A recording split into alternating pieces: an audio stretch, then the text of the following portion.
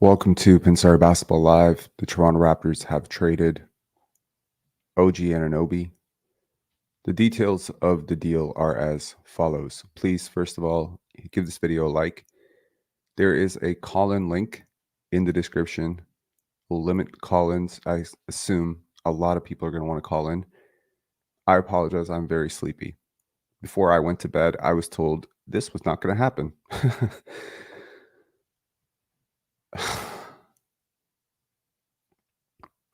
Okay. I want to, just for people who come into this channel who don't know who I am, I'm the person who shat all over the Jakob Poeltl trade. I said it was a bad move. Okay. I'm also an OG Anunoby super fan. Okay. So please understand that. This is a cup of coffee. If you are a follower of the channel, you know that I was up a lot last night. If you're also a follower of us on Twitter, here's my last tweet before I went to bed. I just want to cry right now. It's so hilarious. Hold on, just give me a sec here. I want to point out the poetic justice of this. This is my last tweet before I went to bed 5 hours ago. The next time the Raptors play the Knicks, I need Scotty Barnes to walk up to RJ Barrett like he did to Quentin Grimes with his finger in face, scream, "You is not him either." Bro, I'm dead. I'm dead. I just okay. Wow. give it an LOL for the poetic irony of that. Okay, let's talk about this deal. The Toronto Raptors have traded OG Anunoby, Malachi Flynn, and Precious Achiuwa for a deal which includes former third overall pick RJ Barrett, who is 23 years old, and a second round pick from the Detroit Pistons, which will effectively be like a late first. To those of you kind of scoffing at that pick, please understand who the Detroit Pistons are. And Immanuel Quickley. Okay. Give me your thoughts on the trade. I see a lot of mixed reactions here. A lot of people saying, this is not a good deal. This is not a good deal. Rahul, thanks a lot for the super chat, man. It's time to trade Siakam to the Kings or Warriors. Sorry, I'm trying to hold back my reaction. Okay. Let me be 100,000% with you. This deal is a massive win for the Toronto Raptors. I'm assuming you weren't expecting me to say that. But the Toronto Raptors absolutely won this trade. Ram Rider saying, "I hate it." Yeah, you don't understand. You don't understand what you're talking about, bro. Such a dumb trade. Cool. Really? Yeah. Yeah, really. Tell me you... People saying they hate this trade are basically Shaquille O'Neal talking about Christian Wood, and at some point this season, I'm expecting all of you who are saying that you don't like this trade to apologize. I need you to phone Immanuel Quickley and say, "I'm sorry, sir, I'm not familiar with your game." The Knicks got robbed. Hell yes, they did. Bro, the poetic irony of this is that, the Knicks almost traded for Kyle Lowry last time, and now they basically traded you Kyle Lowry. Like, I don't think you understand how good Immanuel Quickley is. I did a top 25 players under 25 list. Go check where Immanuel Quickley was on that list. Ned saying Immanuel Quickley has that maxi potential. My boy Immanuel Quickley is such a... Oh my God. Okay, I'll give you an idea of how good I think Immanuel Quickley is and how bad I think RJ Barrett is. Okay. So this isn't like a steal. There's a lot to think about here. I'll get to some callers. I already see you guys lining up, and I know if I don't let you on, then this entire queue is going to get full. So let me keep this pretty quick. Okay. First and foremost, how much do I value Immanuel Quickley? If the Raptors had the cap space, I probably would have considered throwing $35 million at him in free agency. The fit next to Scotty Barnes is incredible. When I talk about the type of backcourt player you want to put next to Scotty Barnes, intelligent, twitchy, good defender, really good defender, by the way. Point of attack. I mean, the Scotty Barnes at point guard experiment ends after 2 games. They pull the plug on that. But really, it continues because Immanuel Quickley is exactly the player that you need to put next to Scotty Barnes. I promise you, I'll pull up the analytics after, but he is a 92nd percentile offensive player according to Crafted plus minus. He is he's incredible. RJ Barrett is not my idea of a player that you want to have on the money that he's making, but what did I say yesterday about that? But the but negates what you're talking about. He's 23 years old. He's a former top 3 pick. He is Canadian. Does any of that matter? Sure. Because look, he's a guy who, in theory, has more offensive potential than OG Anunoby. He's also technically a better offensive player right now than OG Anunoby, apart from the 3-point shooting. His on-ball creation, and it may not be perfect. It's not perfect. He's not a great player. He's not a good player. But you have to make the salaries work somehow. There has to be more in this trade. RJ makes way too much money to be traded out. Wait, is there more in this trade? There might be more in this trade because RJ makes nearly $30 million a year. But it's not an untradeable contract. You understand? Like, it's not even I don't think it's untradeable. The Knicks may have wanted to get off that deal because they want to pursue OG Anunoby. They've wanted to pursue him for a while. Now, it's not inconsequential that the Raptors lose 2 very good defenders in this deal. OG Anunoby, again, as I mentioned, one of my favorite players, probably one of my favorite Raptors of all time. I love him a lot. It's heartbreaking to lose OG in this deal. He's a really, really good young player. Quickley's better. Typically, if you make a deal and you get the best player in the trade, you probably win the trade. Now, beauty's in the eye of the beholder, certainly, right? You can make an absolute case that for the Knicks right now, in terms of what they need next to RJ Barrett and Jalen Brunson, that OG Anunoby is the better player.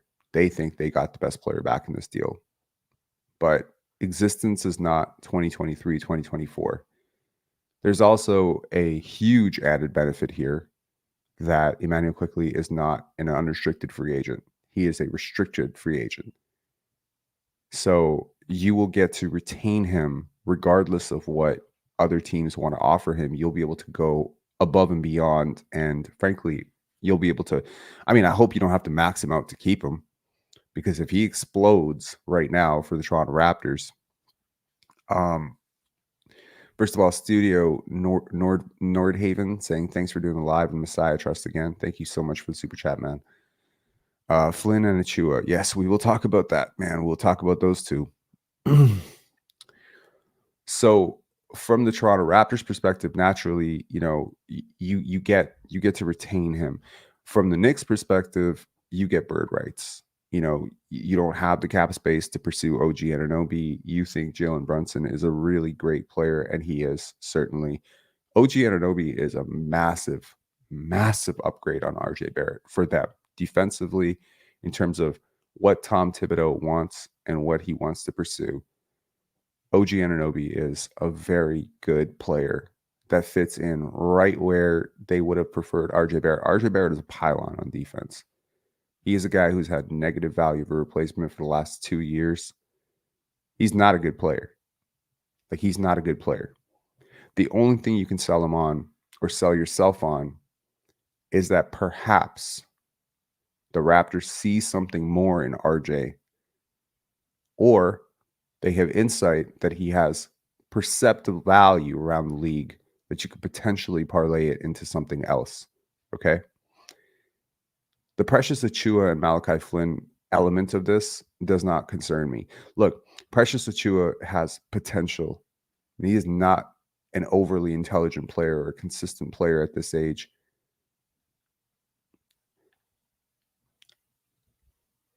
I think it's very easy to look at this, especially if you're someone who believes in the maximum upside of Precious Achiuwa and someone who really believes that OG Anunoby is an incredible Tony Horvath saying RJ Barrett IQ equals Dennis IQ. It might be lower, honestly. It might be lower. It might be considerably lower, actually. But if you're somebody who believes in Darko Rajakovic's ability to develop talent, then RJ Barrett could still become something for you here.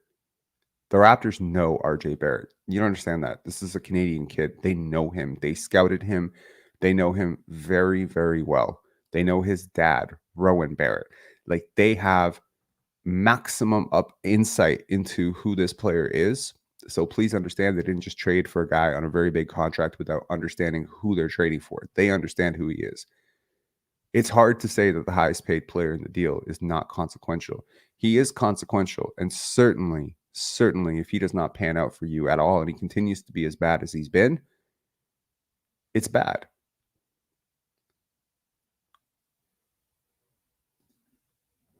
Mike, Rob, didn't you say last year not to trade OG for Shaedon Sharpe?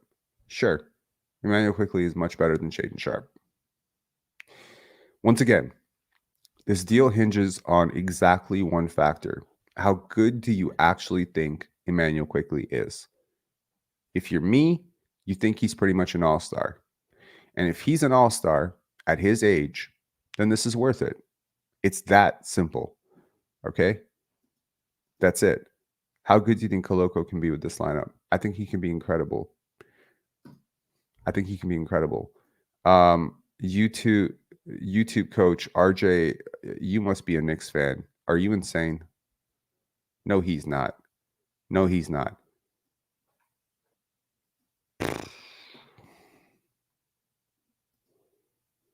Koloko will be replacing Precious.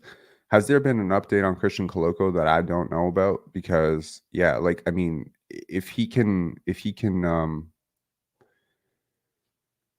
look, I've watched a lot of RJ Barrett, bro, going back to Montverde. I understand this player very well. I've never been overly high on him, but he's always been a talented player.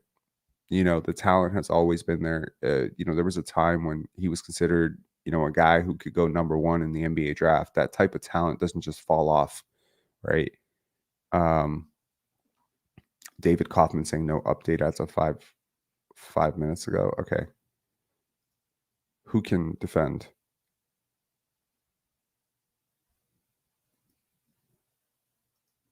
RJ is not OG on defense. What is the relevance here? Look, there's a lot of things that you need to consider here. RJ Barrett is, you know, he's had a 40% 3-point shooting year. Darko Rajakovic has an incredible track record of developing players with high level talent, shooting potential.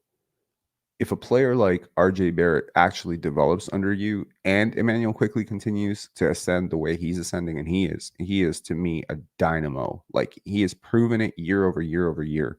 Couldn't believe he slipped to 25 in the draft a few years ago. But man, like, the trackable growth on Immanuel Quickley is so immense. Like, don't be surprised if at some point down the line you're talking about a top 25 player in the NBA. Okay, he is that good.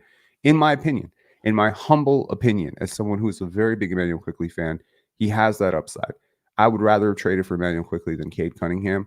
I would have rather traded for Immanuel Quickley than Shaedon Sharpe. I would have rather traded for Immanuel Quickley than pretty much a lot of players. And please don't sleep on the fact that he's 6'2", 6'2 and a half. He is a 6'9" wingspan. He's a really good player. Like, he's a really good player. Now, y'all acting like RJ is trash. Yo, relative to his contract, he's pretty trash. He's pretty trash.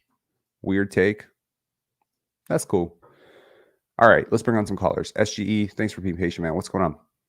Hey, Rob. Been a while. How you been? I'm good. How are you? I'm good. Okay, listen, I'm going to get right into it. Yep. I was watching that Boston game last night. I'm watching OG. Even I'm feeling like, okay, I think it's time to move on from OG. I feel like he's invisible in this game on offense. He's he's about to be traded for about a week and a half now, by the way. Really? Yeah. Okay. That changes things. I felt an energy from OG last night. But when you're talking about Quickley and everything, I agree with you 80%, 70%. Okay, sure. What do you not agree with? Just certain guys you have above him. That's about it. But like when you're saying all-star, all this, absolutely. And this is exactly what the Raptors have needed. Who do I have above him that you would not put above him? Shaedon Sharpe. Yeah.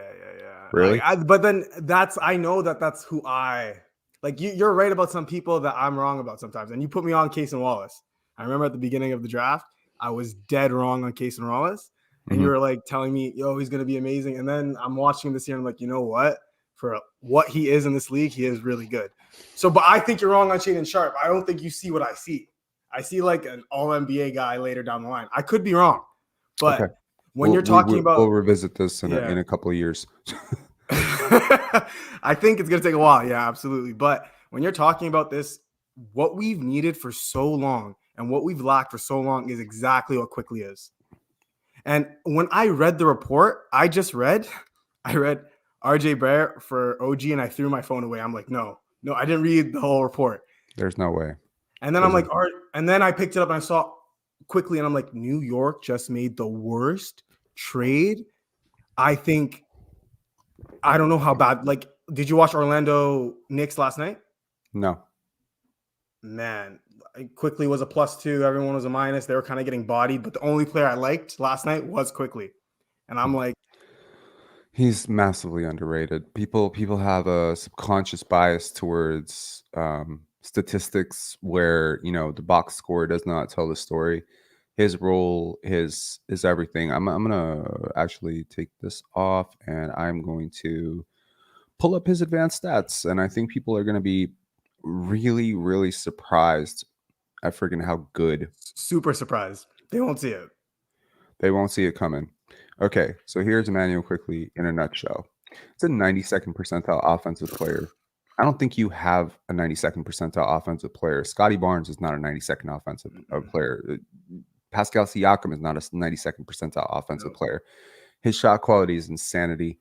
I mean, his passer rating is decent-ish, but he's not really that guy. He's not like a traditional run-it point guard. He is the prototypical absolute best backcourt mate that I could think of in the world for Scotty Barnes. Absolutely. He's not a ball dominant guy. He's not a guy who's going to dribble like he's Quickley. Oh my God. So last night I was having a conversation with a friend who would know a lot about this trade, and this was supposed to not happen. So I was like, okay, cool. Fuck, it sucks, but okay. And I think there was some haggling over picks. First round pick, multiple firsts, a pick swap, second round pick, etc. I think the Raptors ended up caving at the end and just said fuck it and just did it. Really? But I know they walked into this demanding first. But yeah. We did this exact trade though. I remember one of your trade shows, we did this exact trade. Way more picks though at the time. OG's value was way higher. And yeah, you wanted these exact guys. Yeah. If you find a link to that trade show, please. Bro, it's deep. It's deep, bro. It's like a year old. There's something about like I'm a year early with everything, aren't I? Okay. Yeah. Anyways, SGE, overall rate the trade for the Raptors. I'm gonna move on. Okay, yeah. There's a bunch of people here. Okay, listen, this trade out of 10 for the oh man, I'm so sorry. It's like a 9 out of 10 for the Raptors and a 1 out of 10 for the New York. It is what it is. All right, I'll see you probably when I see you. But have a good one, man. All right, peace, man. All right. I disagree on the take that it's a 1 out of 10 for the Knicks. I think that's disrespectful. They got Precious Achiuwa, they got OG Anunoby. I think it's a 3 out of 10 for the Knicks. FA, what's going on, what's going on? Hey, what's going on, bro? How's it going? I'm all right. I'm drinking my coffee on 3.5 hours of sleep, laughing at myself. I found out about the trade from my son's AAU basketball coach. He's a diehard Knicks fan. He said, I just saw his tweet. He said Knicks traded Nissan Altima for Toyota Camry. I don't know enough about cars. Tell me what that means.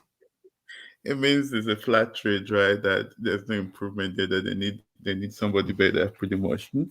But I think I like the trade for Toronto because one, I think OG wasn't likely going to stay. Detroit has a lot of interest for him, and they're gonna give him like the mass money.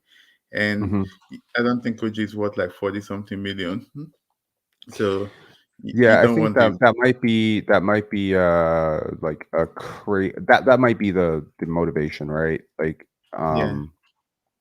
you don't want to pay him. Number one, it's not even that you don't want to pay him. Yeah, it It's not might not worth. even be up to you. He's an unrestricted free agent. People are not Yeah. realizing what the risk was, the risk factor. And just to give people an idea of what OG Anunoby is, here's OG Anunoby's analytics profile. He's a friggin' solid ass player. Okay. But the shot quality element here is what's lacking.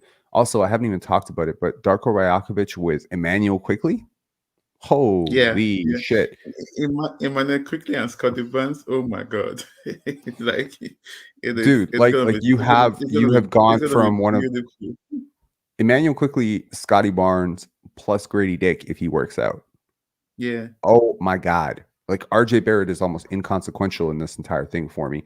But I'll pull up RJ's, thing here too. RJ is a good player. I think he still has potential, right? I watched him at Duke. He played really well at Duke, but he's not lived up to the expectation in the NBA. But he's still young. He's 23.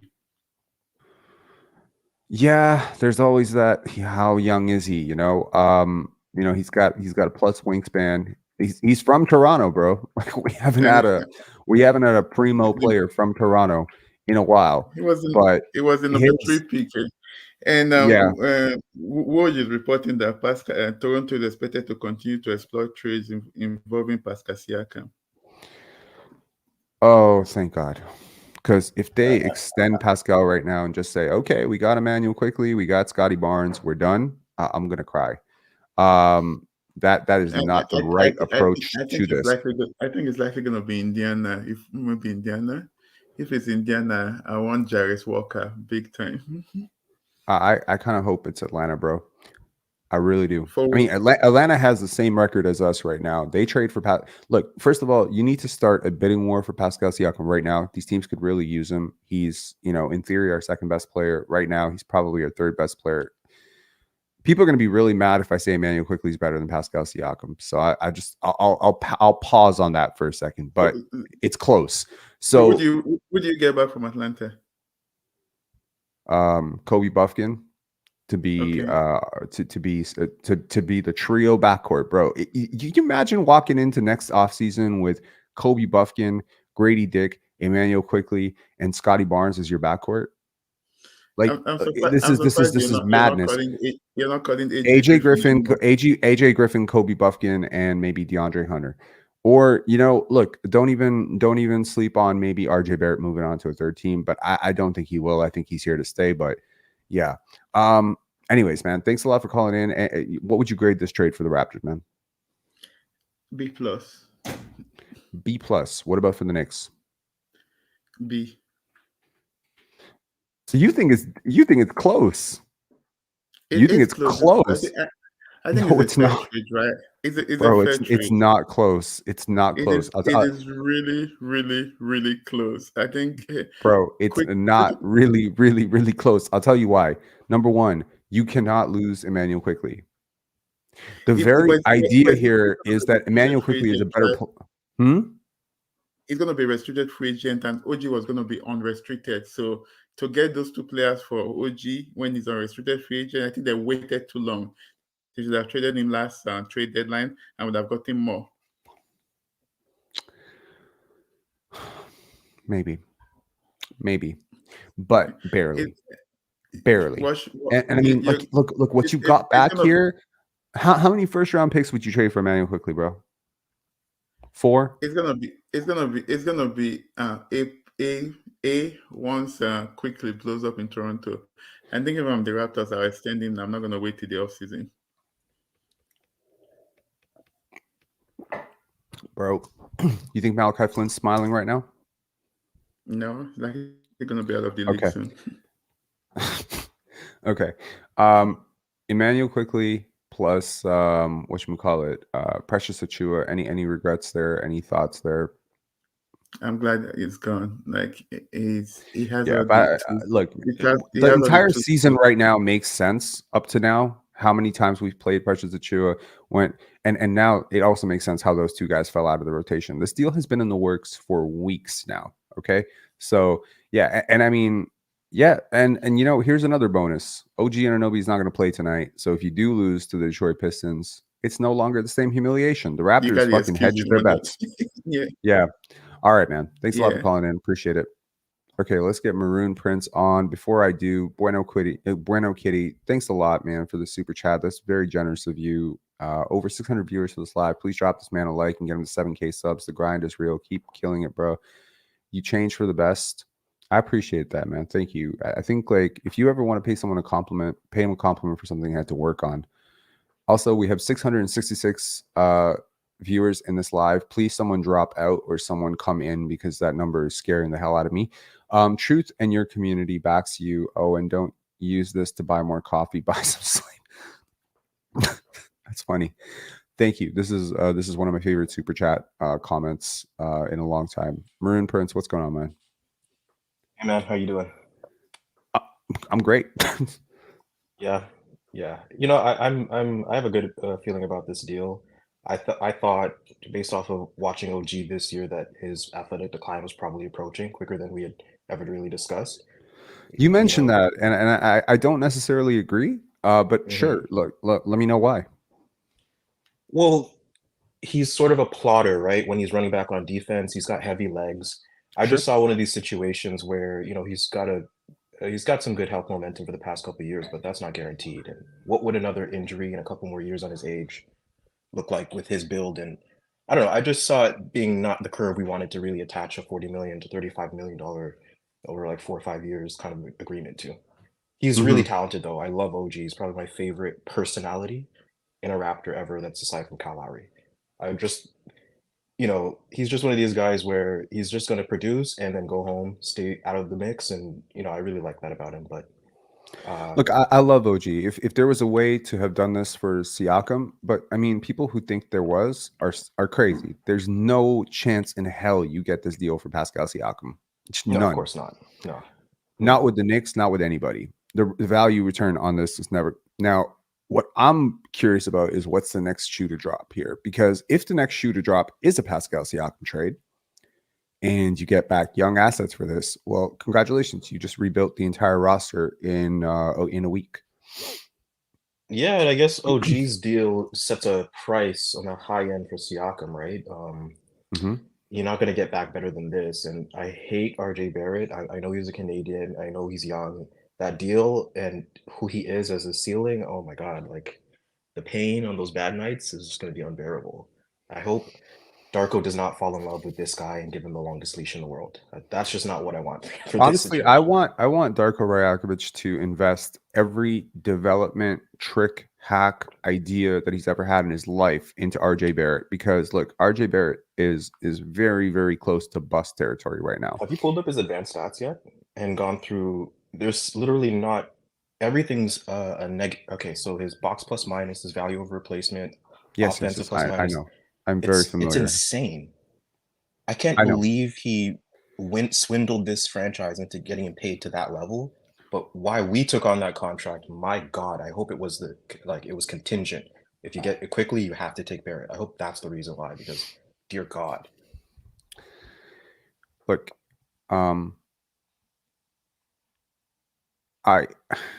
if I had to bet on long-term potential, I think Immanuel Quickley. There's a lot of Knicks fans. Like I'm a New York kid. Grew up in New York. I have a lot of friends in New York. There are people in New York who legitimately believe that long-term Immanuel Quickley is a better player than Jalen Brunson. And I don't think they're wrong. So Yeah, I could see it. in Like, order he's got to the get athletic profile. this, in order to get this to work, you absolutely have to, give them a favor as well. And look, when we talk about albatross contracts in the NBA, we talk about guys like Bradley Beal, Zach LaVine, etc. Those are big, big contracts, right? Now, RJ Barrett's a big contract. He has a negative analytics profile, yes, sir. But he is, he's 23.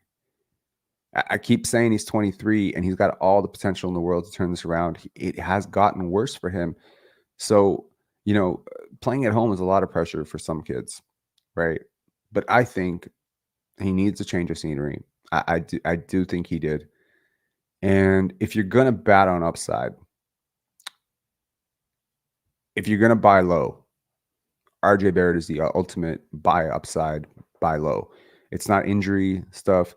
It's not a size limitation. It's not a wingspan limitation. It's not a physical limitation. It's not an athletic limitation. Do you know what I mean? Like there's Yeah, I get where you're coming from. nothing permanently wrong about him. And it's not like OG is like the most, endearing analytics darling in the world, right? I mean, look, if you asked Knicks fans 2 years ago, RJ Barrett, OG Anunoby, what do you think they would have said? I think the average NBA fan could sell themselves on that being lateral, right? Currently, in my opinion, Immanuel Quickley projects to be a better player than both by far. Yeah. So, like, people just, I understand. And I think Masai and Bobby deserve some credit for this. Like, they, in the end, eventually walked away from the deal with one piece who's a future piece. It's next to Yeah, I Scotty. mean, look, like what I went on a friggin' very extended rant last night about how when you get the right, like the $1,000 bet versus the $1 bets. I don't know if you caught it, but I think it was pretty insightful. I think you were there, right? I think so, yeah. Yeah, when I was it was a talking long about live like last night. yeah, it was. But I mean, like getting the right piece, like getting the Scotty Barnes thing right is like 15 Precious Achiuwas, 20 Jakob Poeltls. It doesn't matter. At the end of the day, I think, with Immanuel Quickley, you get a guy who has real, like, it's not theoretical upside like it is with Benedict Mathurin, right? Like, I'll take Immanuel Quickley over Benedict Mathurin 10,000 times out of 10,000 times. Every time. Like, there's no world in which I take Ben Mathurin over Immanuel Quickley. So maybe this is just me being a very big Immanuel Quickley fan, which I am. I have been for a while. But it's because there's not really many prospects like him in the league that you could there even aren't. acquire. Exactly. Yeah. Like people keep saying Tyrese Maxey.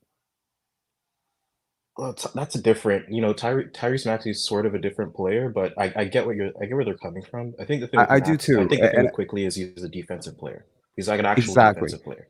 Yes. You get two-way upside. You get the same like extended wingspan. You get upside. You do get a guy who could at best flash all NBA type stuff, right? Exactly, I mean, yeah. let me say this. In 3 years, if I tell you Immanuel Quickley, second team all NBA, are you surprised? No, and I'm not surprised if you have him on third team defense or something, or second team defense, I should say as well. Like, I'm not surprised. He's so good at defense, they invented a third team for him. But Okay. you know where I'm coming from. It's cuspy. I but, like, absolutely do, he's got the 100%. This is potential. and this is my point. If I flash forward 2 years from now and I said OG Anunoby second team all NBA, would you be surprised? Sort of, just based on my opinion of I his would physical be decline. shocked. I would be shocked out of my mind. So that's the point, right? At the end of the day, you're batting on upside. You get the highest upside player. You might, in theory, have the best player in this deal right now. If Immanuel Quickley like goes off for them right now, I think he could be very easily the best player in this deal. So right now we're looking like it's going to be Quickley, Dick, Barnes, hopefully Koloko. We don't know about the situation with him, but that's our young core now looks totally different than it did yesterday. yeah, I mean, look, they got the perfect backcourt mate for Scotty. They got the perfect movement shooter for Scotty. Obviously, this has been a very rational roster construction around Scotty Barnes. So I really appreciate, 319 Draco. We got a Kentucky card. Motherfuckers could have tanked for Taysom Wallace last year. You motherfucking assholes! I'm just so mad. So I actually Larry, don't think so. Your case in Wallace take is, I guess that's. Could you explain what you see again? Because he seems sort of, I don't know. Sorry, a train just came by. I don't want to, destroy the audio. The case. I wish you could flesh it out a little bit more because he seems to me like a guy whose defense is not what it's touted to be, just by watching his G League stuff and like going back to the G tape League of stuff. Case and Wallace. You're checking out his defensive analytics in the G League. Oh, you know what? You're thinking about Kobe Buffkin. Walker. No, Jarris. I went to Jarris Walker. Case and Wallace, so I get it. Yeah. Jarris, I'm not as high on, but I see the shooting potential and upside on him. Anyways, man, Maroon Prince, thanks a lot for calling in. Final grade for the Raptors on this one. I can't give it more than a B+ because you got RJ Barrett on that contract coming back. But I get it. I think we got the best player. What about for the Knicks? For them, based on their team construction, A+. They got who they needed. There's no other player in the league. That's a very rational take. Who else could they have gotten that would have complemented this unit and done what they needed without disrupting? No, it's a sensible deal for them as well.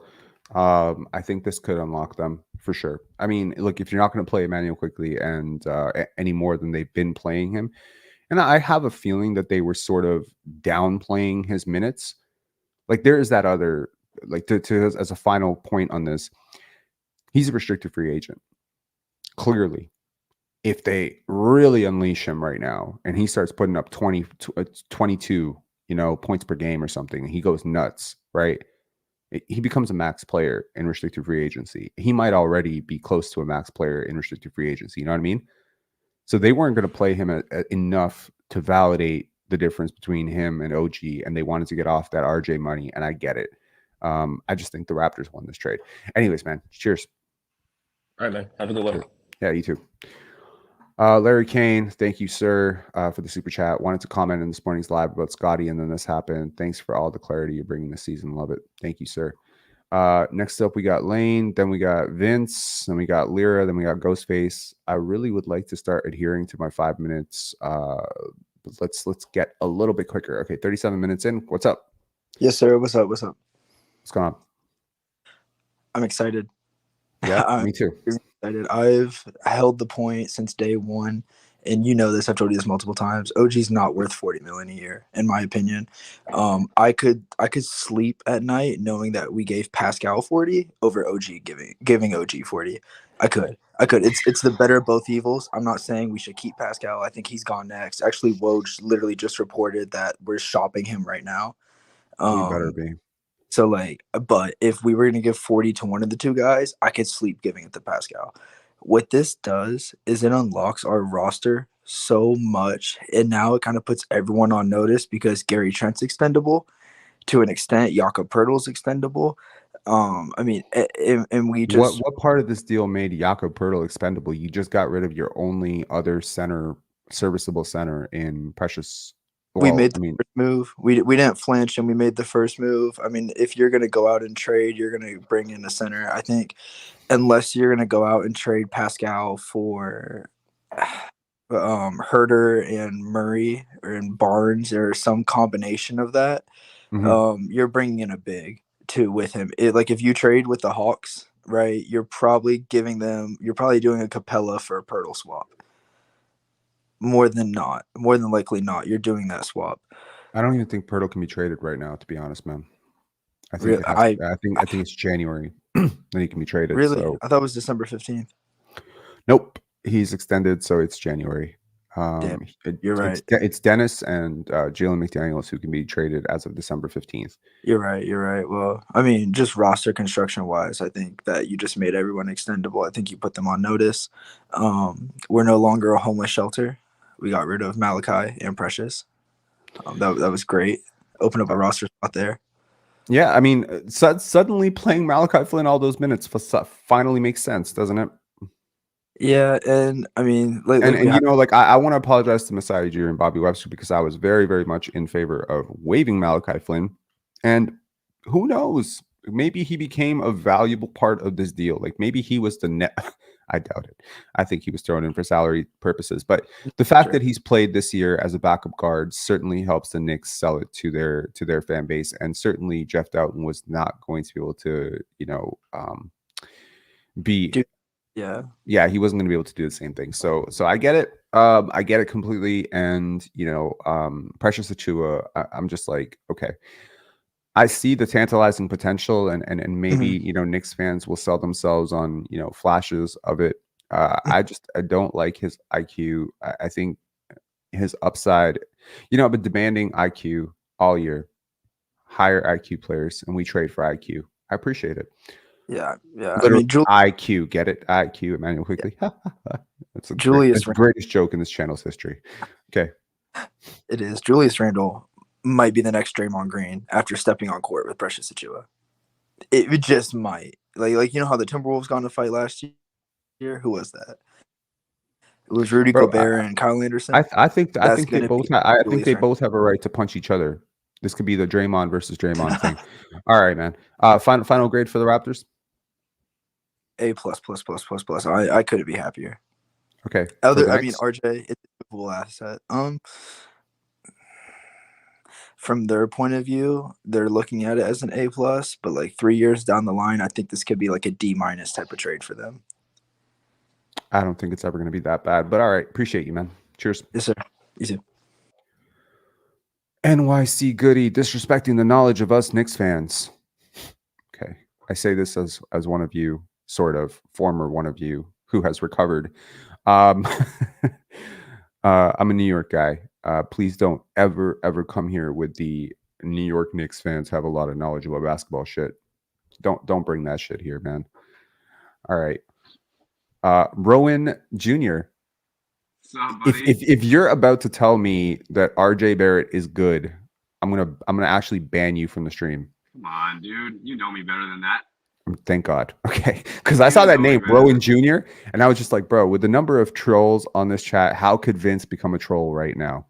I'm just kidding. I think it's pretty obvious that the target of this trade was Quickley, for sure. I think AirPods and audio suck right now, bro. Hold on. Let me do this.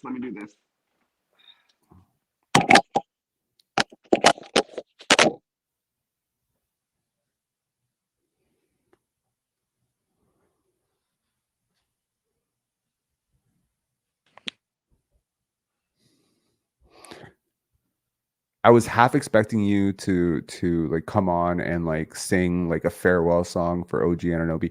Bro, like I think like we will miss him tremendously. He is a very, very good player. I think he's right now the best player in the trade. I know that you really. I know that how you're saying long term IQ is the better player, but like there has to be something to be said about the fact that like right now Dante DiVincenzo and Josh Hart are getting run over him. You know what I mean? I think there's probably I haven't watched enough Knicks basketball this year to know, but like Tibbs isn't a stupid guy. I think where the balance of this trade is going to be, or like how this trade is going to be ultimately judged, is whether or not OG re-signs with New York. I think if he does, then that's an A+ for the Knicks. I think that there's a very good possibility that alongside Scotty then quickly develops more quickly, or like I say that 5 times real fast. Yeah, I'm kidding. Okay, go on. Yeah, no, I think it's a good trade for both teams. I was a little bit peeved that we didn't get a first. At least you basically got a first, bro. You got a Detroit second. That's a 31st overall pick guaranteed. Yeah. I heard that. Whatever. In a weak draft, how good is the 31st pick going to be? Actually, it's pretty great because this is a deep draft. It's not Yeah. a great draft. It's not top heavy, but it's deep. You might actually get value. Believe it or not, I was like, oh my God, I hope we get a late first in 2024. There might be some value here. Yeah, I think you'll get a good. I think you'll get a good young player next summer. 100%. I hope you're right. I hope you're right, because as of right now, it looks like we whiffed pretty hard on Dick.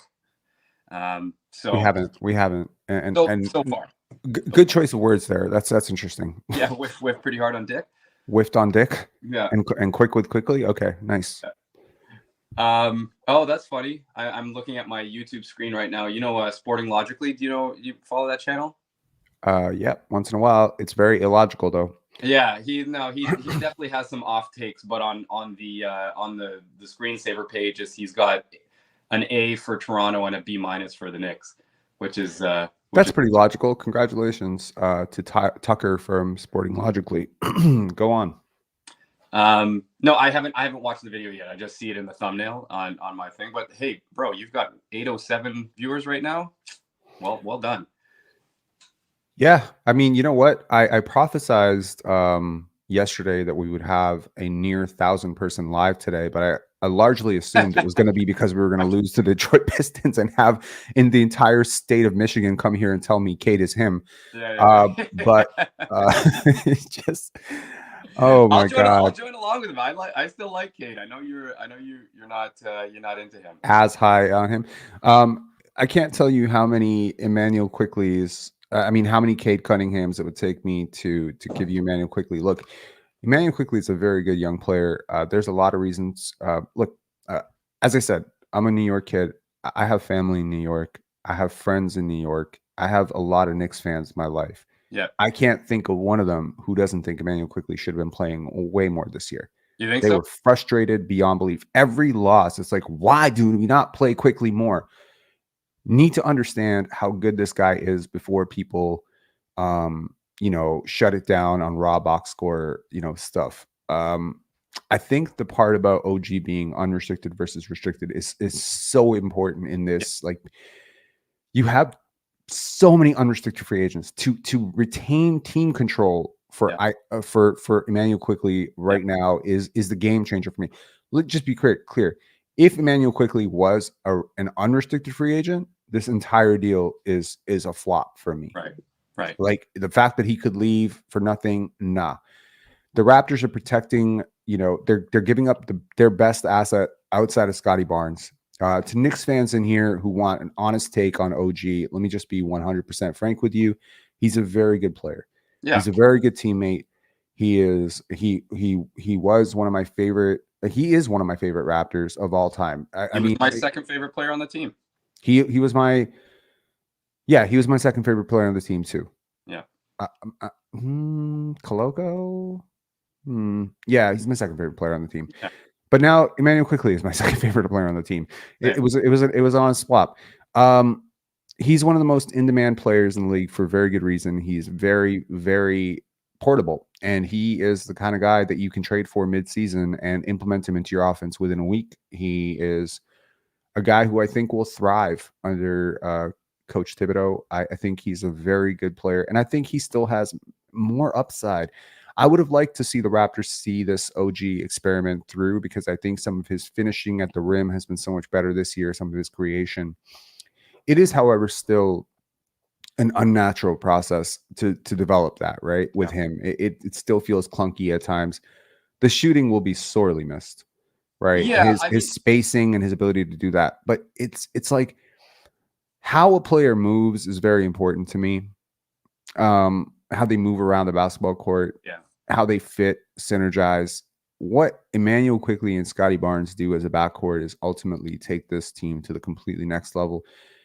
I think, like the Raptors, look, Raptor fans are so used to Masai Ujiri fleecing other teams in such a way that is criminal, quite frankly, and should be banned.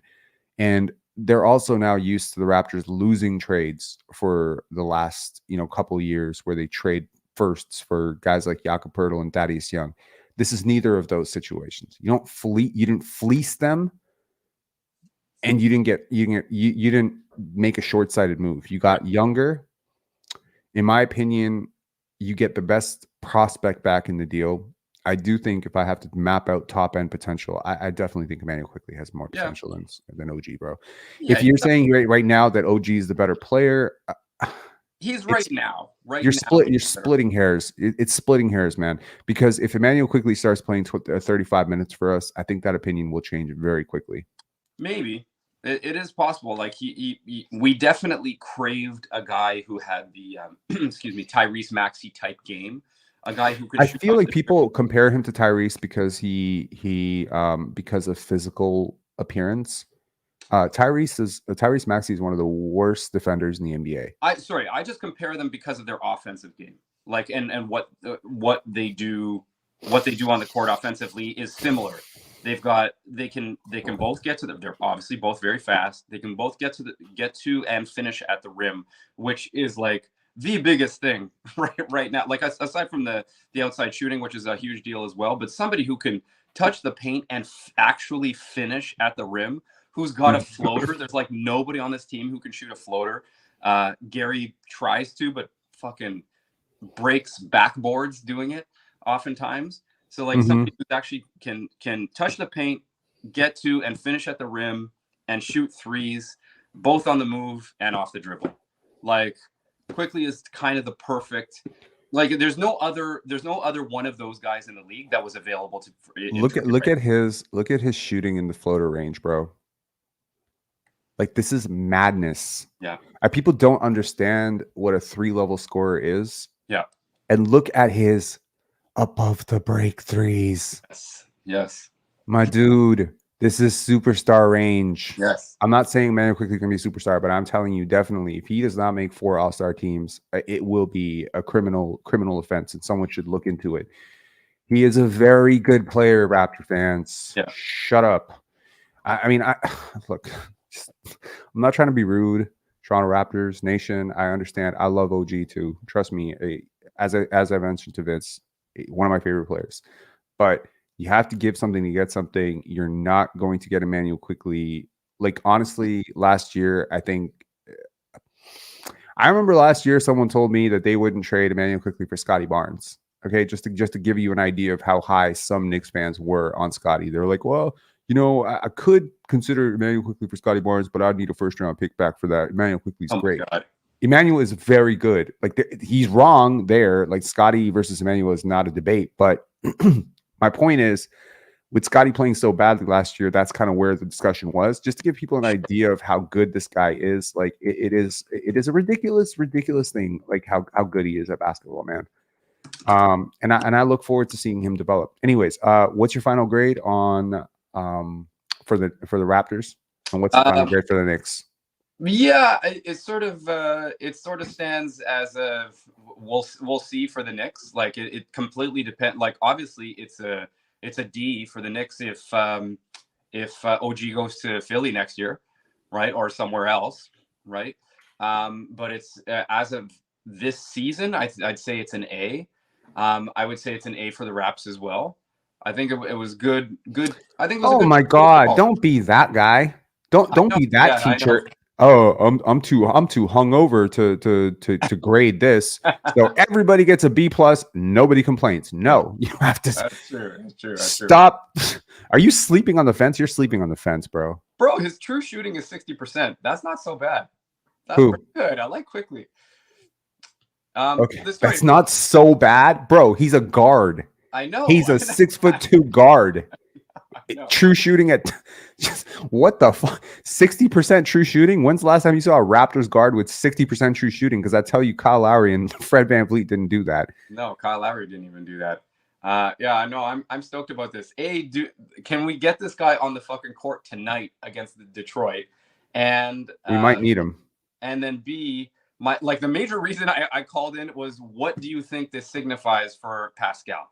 Do you think they the conventional thinking is that whatever we think is going to happen with this team, the opposite happens. So while this may signify that they're shopping Pascal, part of me thinks they're going to fucking extend him. Is that am I crazy? You might be. Look, at the end I don't want that to happen. Let me make that clear. He doesn't really make a hell of a lot of sense, but also depending on how quickly you think you can adjust, RJ Barrett's game and trajectory if you believe you can. If RJ projects as I don't know. I have to think more on RJ. I have to do more of an analytics deep dive. I haven't watched him a lot this year. I realize that he's how young he was. I didn't realize he was 23.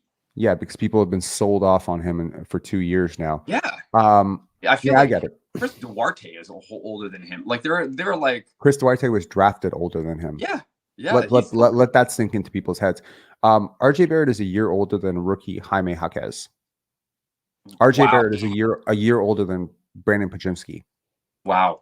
RJ Barrett is the same age right now as Trace Jackson Davis.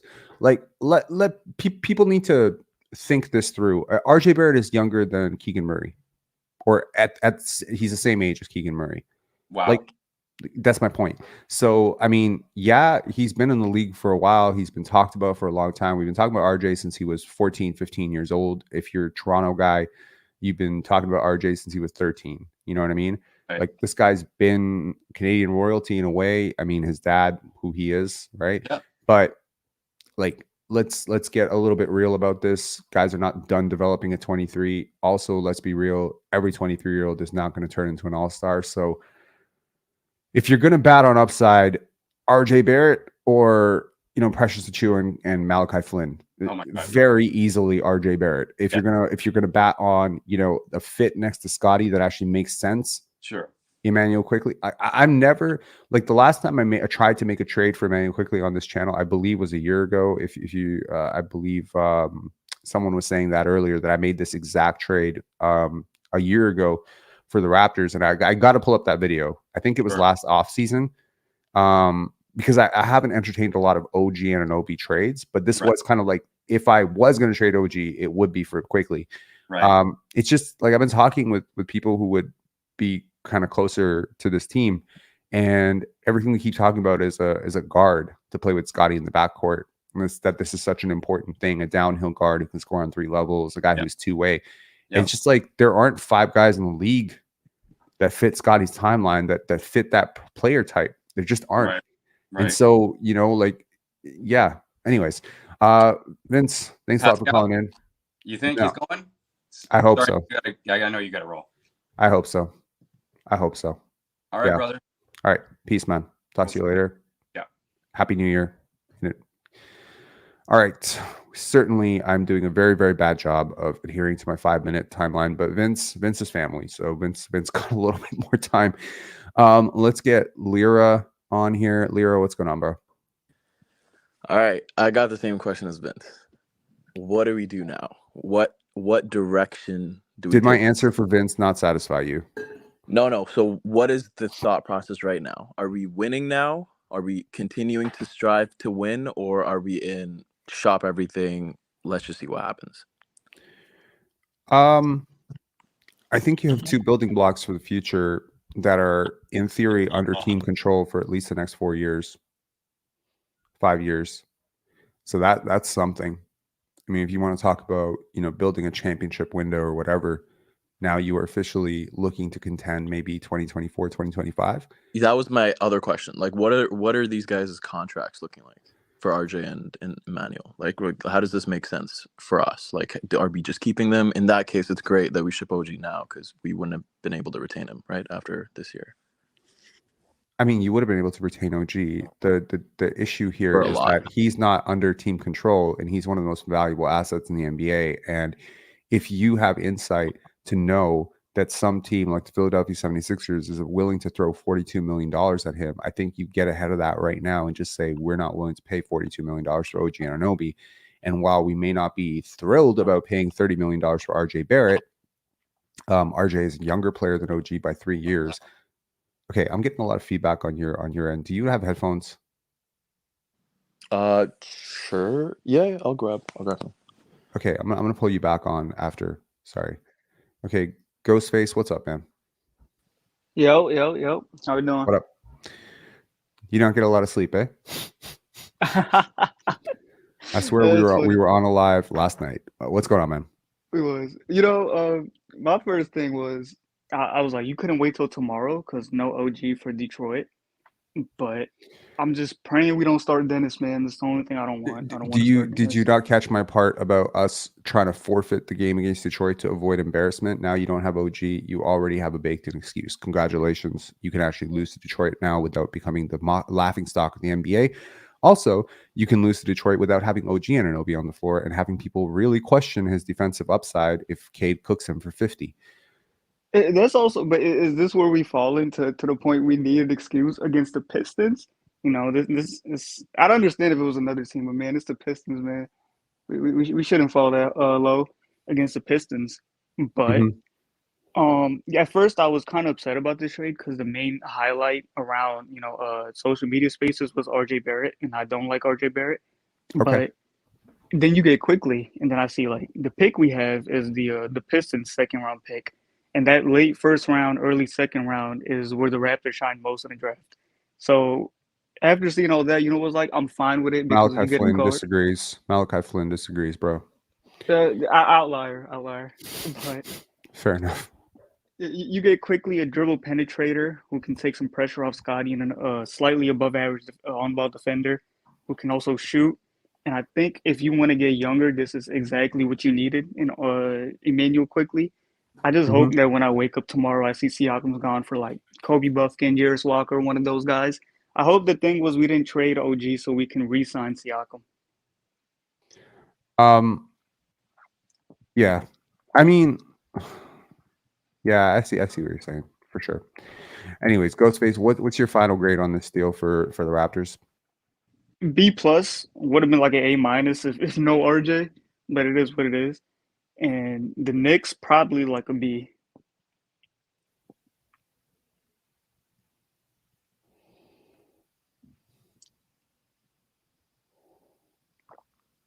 You're really thinking about this, eh? No, I said a B+ for us, and B for the Knicks. Oh, okay. So you're kind of like you're very you think this is a very lateral trade, sort of, or close, right?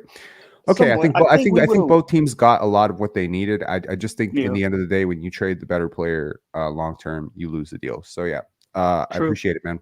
All right, Peace. Okay, let's bring Lyra back on. Lyra, what's up, man? Yeah, can you hear me better? Yes. Yeah. No, I had the same thoughts as before. Like, I wonder what's going on with this season and if they're going to keep Pascal to stay in a sort of winning position, like trying to win. Sure. Yeah. What are your thoughts on that? Like, where would we take this season? I would move him yesterday. I think with Immanuel Quickley and Scotty Barnes, you have, tent poles for the future. I think you need draft picks. I think you need bigs. I think you need some paint protection. I think you need to explore at the trade deadline if Jakob Poeltl fits with all of this. But man, Jakob Poeltl with Immanuel Quickley, now this is a deal that I could see making some sense long term. It makes a lot of sense. I could certainly also see, if you keep Pascal now, I don't think Immanuel Quickley and RJ Barrett necessarily move your timeline back so much. It's not like you traded for rookies who you need to wait for 3 years and, oh my God, you're totally resetting it. Immanuel Quickley is a starter right now in the NBA. I think a lot of teams would start him. The Knicks didn't because they have Jalen Brunson, who's a hell of a player.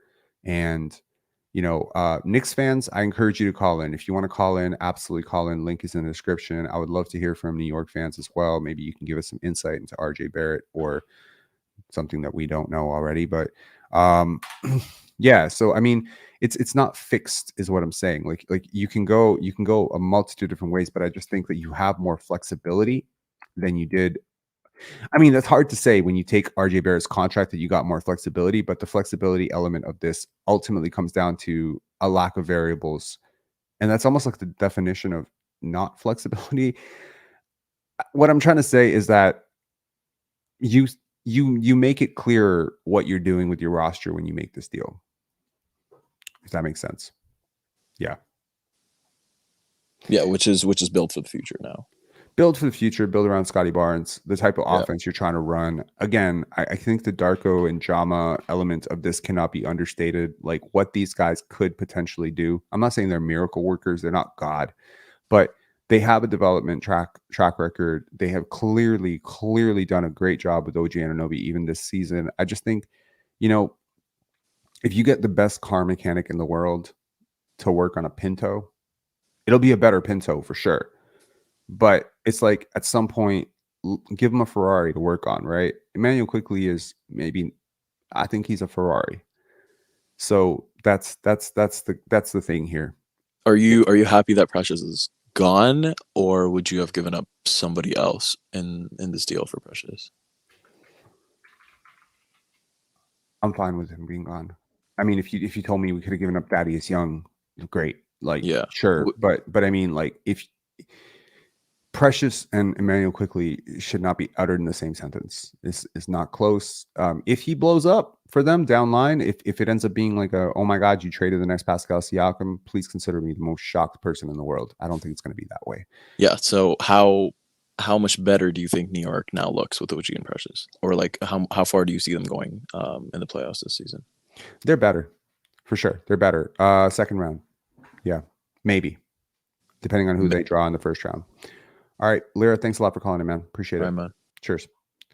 All right, Zane and then Coach Mo. Zane, what up? What up, bro? How's your day going? It's good. Good. Do you think that now with Achiuwa leaving that Poto You just call has him more Achiuwa? of a It's Achiuwa. Achiuwa has more of an opportunity Achiuwa. to get more time on the court and not Sorry, really. Are you a Knicks fan? No, I'm a Raptors fan. Okay, Achiuwa. You keep saying Achiuwi. Yeah, Achiuwa. Achiuwa. Achiuwa? It's Achiuwa. It's not Got it. Achiuwi. Got it. My Yeah. bad, bro. No, it's good. So do you think Achiuwa has the opportunity, or Poto has the opportunity now? Sorry, Zane. I don't know if you're trolling me, bro, but I've corrected you 3 times. I don't know how you could be a Raptor fan. I apologize if if you genuinely have trouble with pronunciations. I don't hear an accent necessarily, but bro, like you said, Achiuwa and Poitel. Like I don't know what that was, but I'm gonna let you back on. Are you trolling me right now?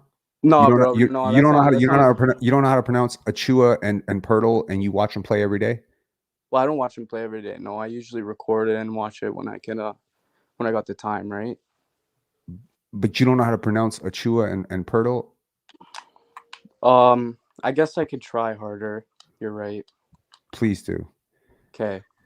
So do you think Poto has more of an opportunity to grow into the superstar player he's bound to be with Achiuwa gone? Okay, I legitimately feel like you're trolling me right now. Did you just say Pirtle could be a superstar? Poto.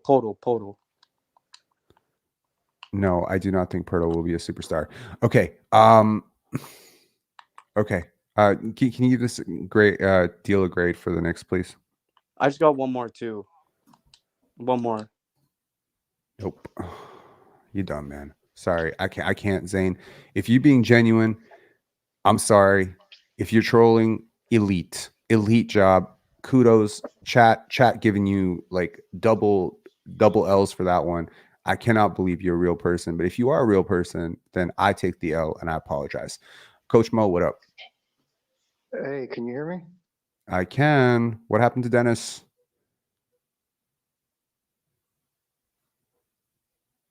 Hello? Coach Mo. We have lost Coach Mo. Andrew, what's up? Hello? Am I about to get trolled so hard? Coach Mo, what up? Can you hear me? Yeah, I sort of can, yeah. Are you I calling got in from like a stairwell somewhere? Hold on. You know what? Let me try this. Is this better? It's a little bit better. I got a message from Gaudiology, be like, call in. I was just gonna listen, so shout out to Gaudiology. That's why I called in. So all I want to say is, how many minutes are we gonna see with Dennis and Quickley together? Because now you're his boy got some real competition. He got a heater. We got a heater. Yeah. Your audio is really bad, bro. I think you might be on your phone, maybe in a I am on stairwell. my phone. I'm on my phone. Yeah. Yeah, it's bad. Someone's saying it's AI mode. That's hilarious. Appreciate it. Anyways, yeah, like I don't know, man. Like I think they can play together though. Weirdly enough, I think Immanuel Quickley defends one through three. You know, like I've seen him guard Scotty and not completely fuck up that matchup. Like I'm not saying he can guard Scotty, but like, yeah, he's not. It's not Malachi Flynn, is what I'm saying. You might think 2-point guard lineup, but Pirtle and sorry, wow, this guy's in my head, bro. This last caller was in my head, bro. like, you know, I'm just like, I think I'm gonna be hearing a Chewy for the rest of my life. Like my girlfriend calls Precious Chewy. I was just like, yo, like I corrected her once, but like, wild. Please give this video a like if you can just support me getting trolled. Anyways, yeah, I don't think it's necessarily as bad a thing as you think it might be to have those two play together. Two guys who can penetrate into the paint, one guy who can actually finish. Dude, like if you were around for me flashing the paint numbers for Immanuel Quickley, it's insane. Like we finally got a guard who can hit a floater, bro. We haven't had one of those in a really long time because Fred VanVleet fucking couldn't hit a floater. Like if it hit him in the face, like he couldn't, like, you know, Fred, like even Kyle was decent-ish maybe, but none of these guys are like elite paint finishers. You know what I mean? Yeah. Like Ja Morant, you know what I mean? Like that's a guy who can finish in the paint. And I watch these guys play for other teams, De'Aaron Fox, right? Like guys who just pull up and hit a floater. And I'm just like, oh God, if we could just get a guard who could A, get into the paint, and B, actually fucking do something about it, that'd be great. Immanuel Quickley is, in my opinion, just the perfect player to put next to Scotty Barnes. I can't think of 10 players in the league that are more suitable to put next to Scotty, really. Unless we're talking about like, you know, superstars like Wembanyama type prospects. This really is. It makes up for so many dumb mistakes the Raptors have made so far, man. This distressed asset you were talking about, like the diamond that is not being used kind of thing. Yeah. Like it's not even that he's that distressed, man. Like people know how good this guy is. Like I mean, I legitimately believed that, you know, some team was going to try to throw a max at him this offseason, and they still might. There might be a team out there who's desperate enough to throw $30 million. I hope for the Raptors' sake they can retain him at 25. That would be fucking crazy, though. If they can retain him at 25, this is this grade goes from an A+ from me to an A+++. It's December 30. I think Pascal's getting traded too. Like I think it's going to be a double whammy. I think other teams are going to realize we're serious. Number one, yes. When you do make a deal like this, it does kind of convey to the league that okay, they're open for business. Number two, it also conveys to the league that the reputation that you're not necessarily a team that will pull a trigger, you'll just walk away, keep demanding a lot, etc. I think this trade, from a lot of people's perspective, I mean, I might be unusually high on Immanuel Quickley. I might be one of his biggest fans outside of the New York fan base.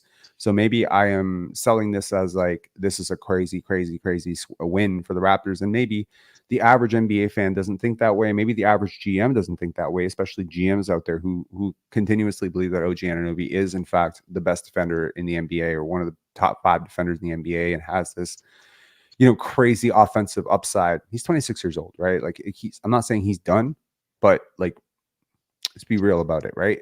Mm-hmm. So I could see this as like Atlanta and Indiana getting a little bit of a wake-up call too, being like, oh shit, like let's do this. But also, oh, they're not going to demand 5 first-round picks, right?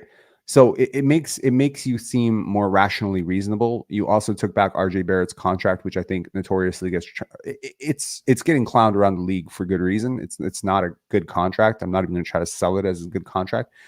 But again, if you're going to salvage someone's potential, let it be RJ's. Mathurin or Barrett? Mathurin, easy.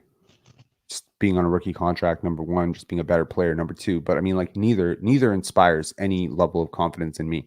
But that being said, they're not that far apart in age, and people don't realize that. It's like 1 year. 1 year. 1 year. That's it.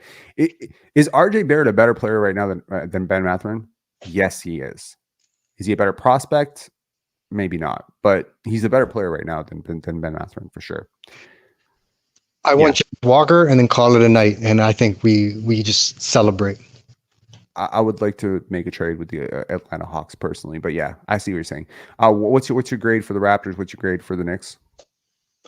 Knicks C, Raptors B plus. Cool. I'd give Raptors a higher grade, but they just waited so long. If they would have done this maybe in the summer, you could have maybe got an actual first and a late first, like an early second. Fair enough. Maybe. All right. Thanks a lot, Coach Mo. All right. Cheers. Okay. We got this guy Zane Gilmore back. Zane, I apologize. I'm not letting you on again. If you are a longtime contributor of this channel, I'll apologize to you. Please write me an email. Explain that you are not a troll. I've been trolled one too many times on this chat. You not being able to pronounce two key players' names without a discernible accent, to me, is just a massive red flag. You asking if Pirtle might be a superstar, to me, just feels like you're trolling. I don't know a single person in the world who thinks Jakob Pirtle is a superstar. I don't even think Jakob Pirtle's family thinks he's a superstar. So, and most people's family do think their dad or their brother or whatever is a superstar. But I think if I pulled Jakob Pirtle's grandmother on here, she would probably be like, yeah, he's not a superstar. So for you to ask me if Jakob Pirtle is a superstar, to me is just like clear troll bait. I don't buy it. I don't believe you're a real person. I think you're a CGI AI conglomerate. Like, I don't think so, man. I can't with you, bro. How you be a superstar if you can't hit a 5-foot jump shot? Shut up, man. Come on. All right. Sorry. I'm not trying to be rude. Maybe I am being rude, actually. Let's bring on Jesse. Jesse, what up? Sup, Rob? And yeah, totally fair and completely understandable. This is not a place for trolling. This isn't a place for, stuff like that. And I'm glad that you're putting your foot down and making sure that's not happening anymore. About the trade, though, hey, look at us. The Raptors making a reasonable move. Yeah. Our front office actually, not overrating the players that they have and moving forward into trying to create a team around Scotty Barnes. Sure. I mean, I agree with the second part. I still think that they're overrating the players they have, but okay. I mean, maybe they overrated the players they have, but they also overrate or not overrate, but they also understand how good Immanuel Quickley is. Yes, I can see that. I'm really glad that we have Quickley on this team. I'm glad that, for where we were positioned and where the front office was positioned going into this part of the season, getting what they could for OG is a sign that maybe they understand, hey, we can't keep letting these players walk away for absolutely nothing. So when there is an opportunity that presents itself, I believe that this is the course that they should take. If you're not going to be able to resign this player at a reasonable amount of money for yourselves, sure, why not? The one thing that always pops out to me, and especially about, like, say, contracts and contract lengths and stuff like that, we're still, what is it, a year and a half away or 2 years away from the new TV deal coming in. That's going to create a bunch of cap room, a bunch of cap space, up to probably just under max level player for every team. Sure. So the RJ money right now on this contract for the next little bit might seem like a lot now, but it's not going to seem like a whole lot in 2 years' time. I think it's still going to feel like a lot unless he gets way better, man. That's a lot of money. It's going to remain a lot of money in the next CBA. It'll be maybe it's a little less, but he's not a little overpaid right now. He's massively overpaid. It's like the DeAndre Hunter contract, but it's worse. He's a worse player than DeAndre Hunter right now. He's also 2 years younger. I like the idea of bringing him in with this development coaching staff here. Jama knows him for sure. He may, again, as I mentioned earlier, there are certain guys who really thrive being at home. There are certain guys where being at home is a massive distraction and you should never do it. We will see what it is for RJ. Clearly, he's not coming here to be the man. He does not see himself probably as the man. I hope not. But he's a blue blood, man. It's the guy who went from Montverde to Duke. That's royalty to royalty. This is a guy who is, top 5 recruit, McDonald's All-American.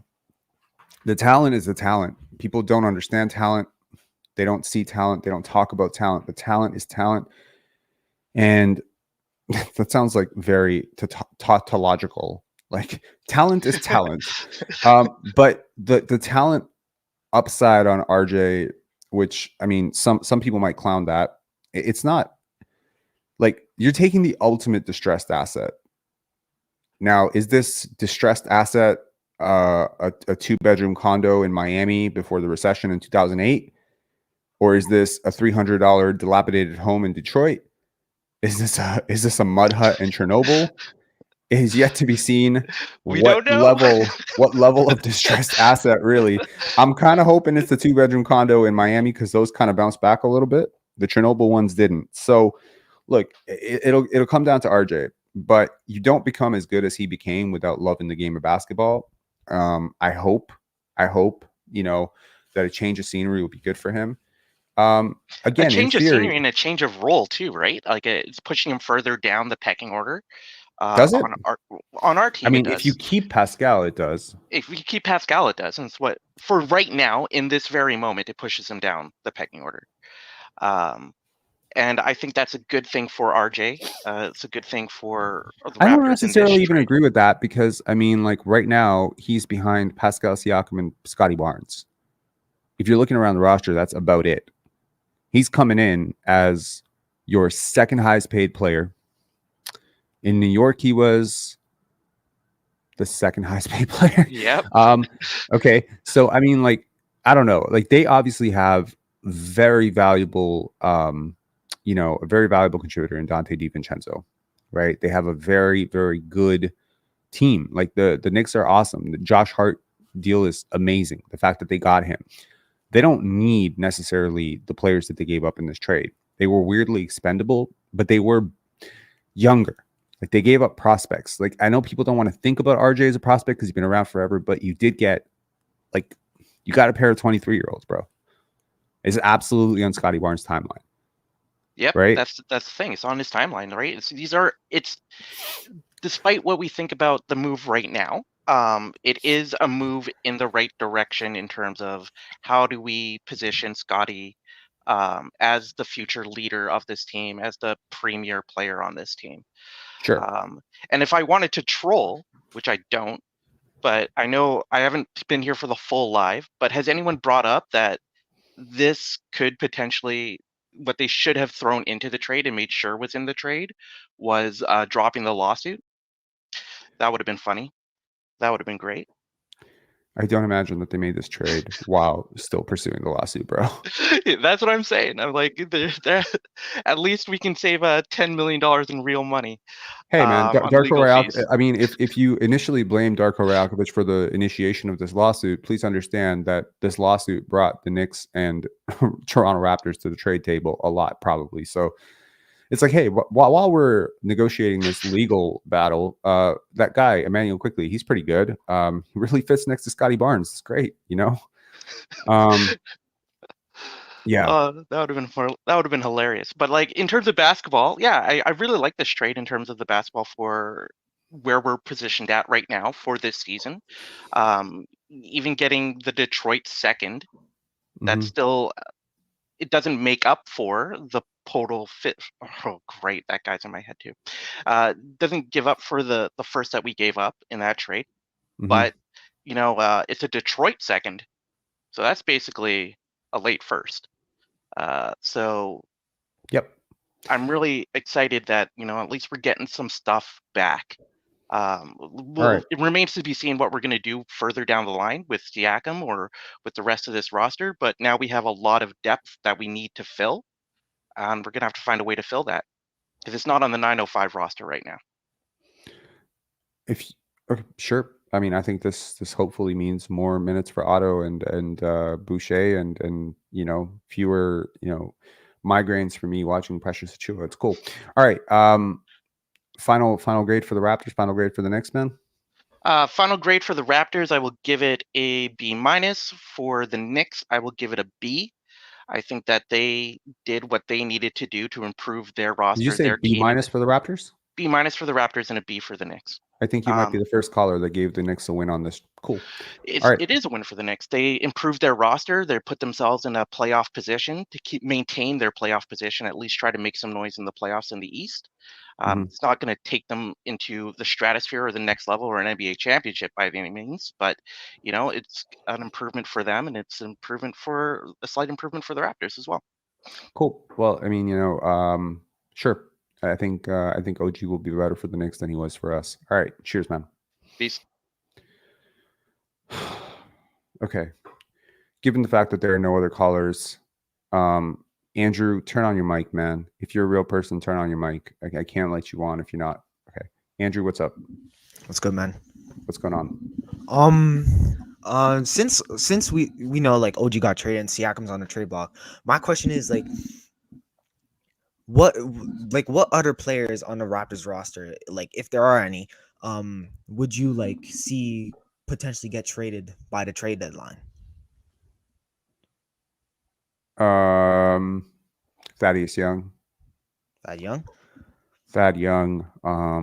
Jakob Poeltl, maybe. Let's see how long they let that experiment go without pulling the plug on it. Yeah, there's a lot of guys who should be traded, could be traded, and probably will be traded. Yeah, now, I think Gary too. Gary could be moved as well. I wouldn't, if they can get a first round pick back in a Gary trade, if they can get a couple firsts in a Pascal trade, I think you've reset the coffers, if you will. Yeah. But again, like going into an off season, knowing that you got Immanuel Quickley, going to be under team contract, you get RJ Barrett, who, certainly if he gets better for you, this is a massive win. Like if RJ Barrett hits his theoretical upside, even if he hits 80% of what he was supposed to be coming out of Duke, and Immanuel Quickley becomes who I think he's going to become, this could go down as the greatest trade in Raptors history, next to Kawhi Leonard. Actually, this could go down as the greatest trade in Raptors history, period. No, the Kawhi one's way better. But listen, I could see with Quickley in the roster, I'm like, who's going to be starting? Is it still going to be Dennis, or is it going to be Quickley? Are you going to let Quickley develop? There's a ton of incentives to continue starting who you've been starting.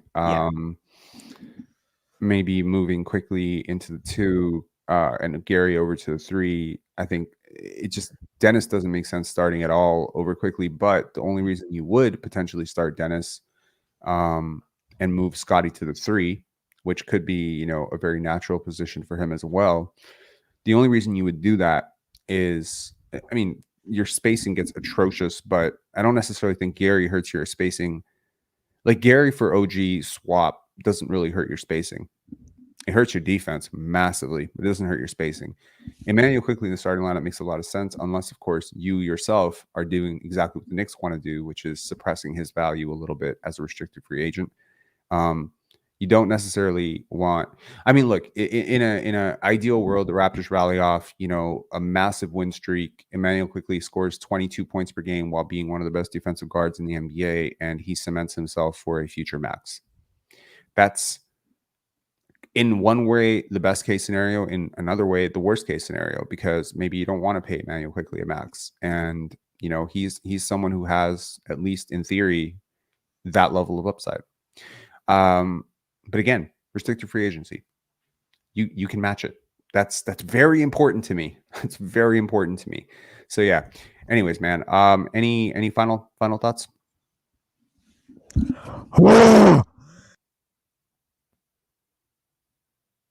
Did I just get trolled? Did he just scream and just leave? Andrew, fuck, man. Why would you do that? All right, Brock, what's up? How's it going? Hey, are you the Brock that I know? Yes, I am. Oh, thank you for calling in. How are you doing? I'm good, man. How are you? I'm good. How do you feel? I love OG. I think all time he's my favorite Raptor. But this sets them up. Yeah. Like this window. RJ's got some work to do. I mean, look how look at Scotty's shot today. They can fix his shooting and simplify his game a little bit. and even his corner threes are 38%. Mhm. Like maybe put him in the right role, and you got a decent player there out of this. And then, you know, I know you're talking young guys for Pascal, but what if you did a Dejounte? DeJounte Murray, Yeah. DeJounte Murray, Immanuel Quickley, Scotty Barnes, like that's your trio. That's Well, interesting. That's you know, interesting. and then you can keep Yak. You don't have to move Yak. I don't need to keep you. I don't want to keep you. But I'm saying, like, if he's there anyway, at least he's playable, right? Like right now, No, that's having fair. That's fair. RJ Pascal and Yak is trouble. Yeah, I mean, in a way, OG was my favorite Scotty teammate. Right. From that perspective, and prior to Scotty coming on, please understand OG was my favorite Raptor by far, far, far, far and away my favorite Raptor. So to the Knicks fans who are here, you know, Cam saying as a Knicks fan, I'm not upset the Knicks did, but it was a move that they had to make and they didn't lose any first round picks. Raptors got the best trade asset in IQ. So well done by you guys. Yeah, I mean, I would love to hear a Knicks fan call in. I would love to talk to some Knicks fans as well about this and just get some insights from that side of the pond. But yeah, to what you're saying, yeah, DeJounte for Pascal works for me for a multitude of reasons. First of all, just the uncertainty being eliminated. You know, I'm not necessarily like a person who does exceedingly well with uncertainty. The idea of Pascal, OG, and Gary hitting unrestricted free agency all in the same offseason with the idea that you could lose all of them. Because if they don't want to come back, they don't have to come back, right? There's nothing like you can throw at them if it's without massively overpaying. You know, unrestricted free agency is a losing bet almost every time, right? We will one day hit unrestricted free agency with, you know, Scotty and Immanuel Quickley, and then we'll have that heart attack at that point too.